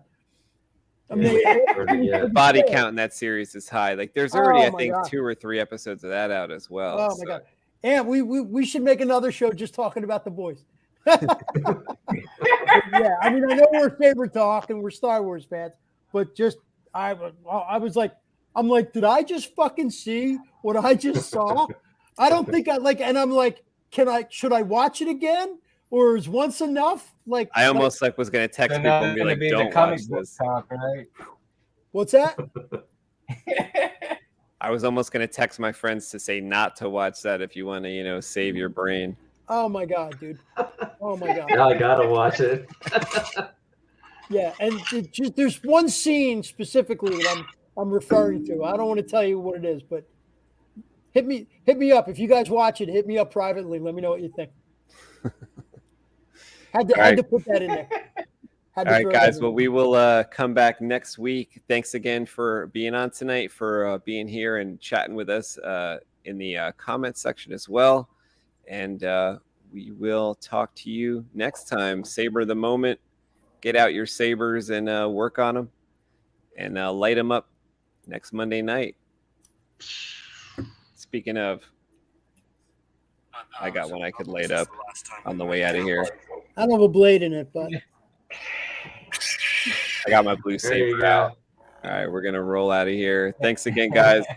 Good chat, guys. Definitely. Yeah, absolutely. It was Night, a blast. guys. See you on the next one. See you next Monday. Yeah, man. Peace. Later, Vader. You're a saber talker. Listening to saber talkers makes me thirsty.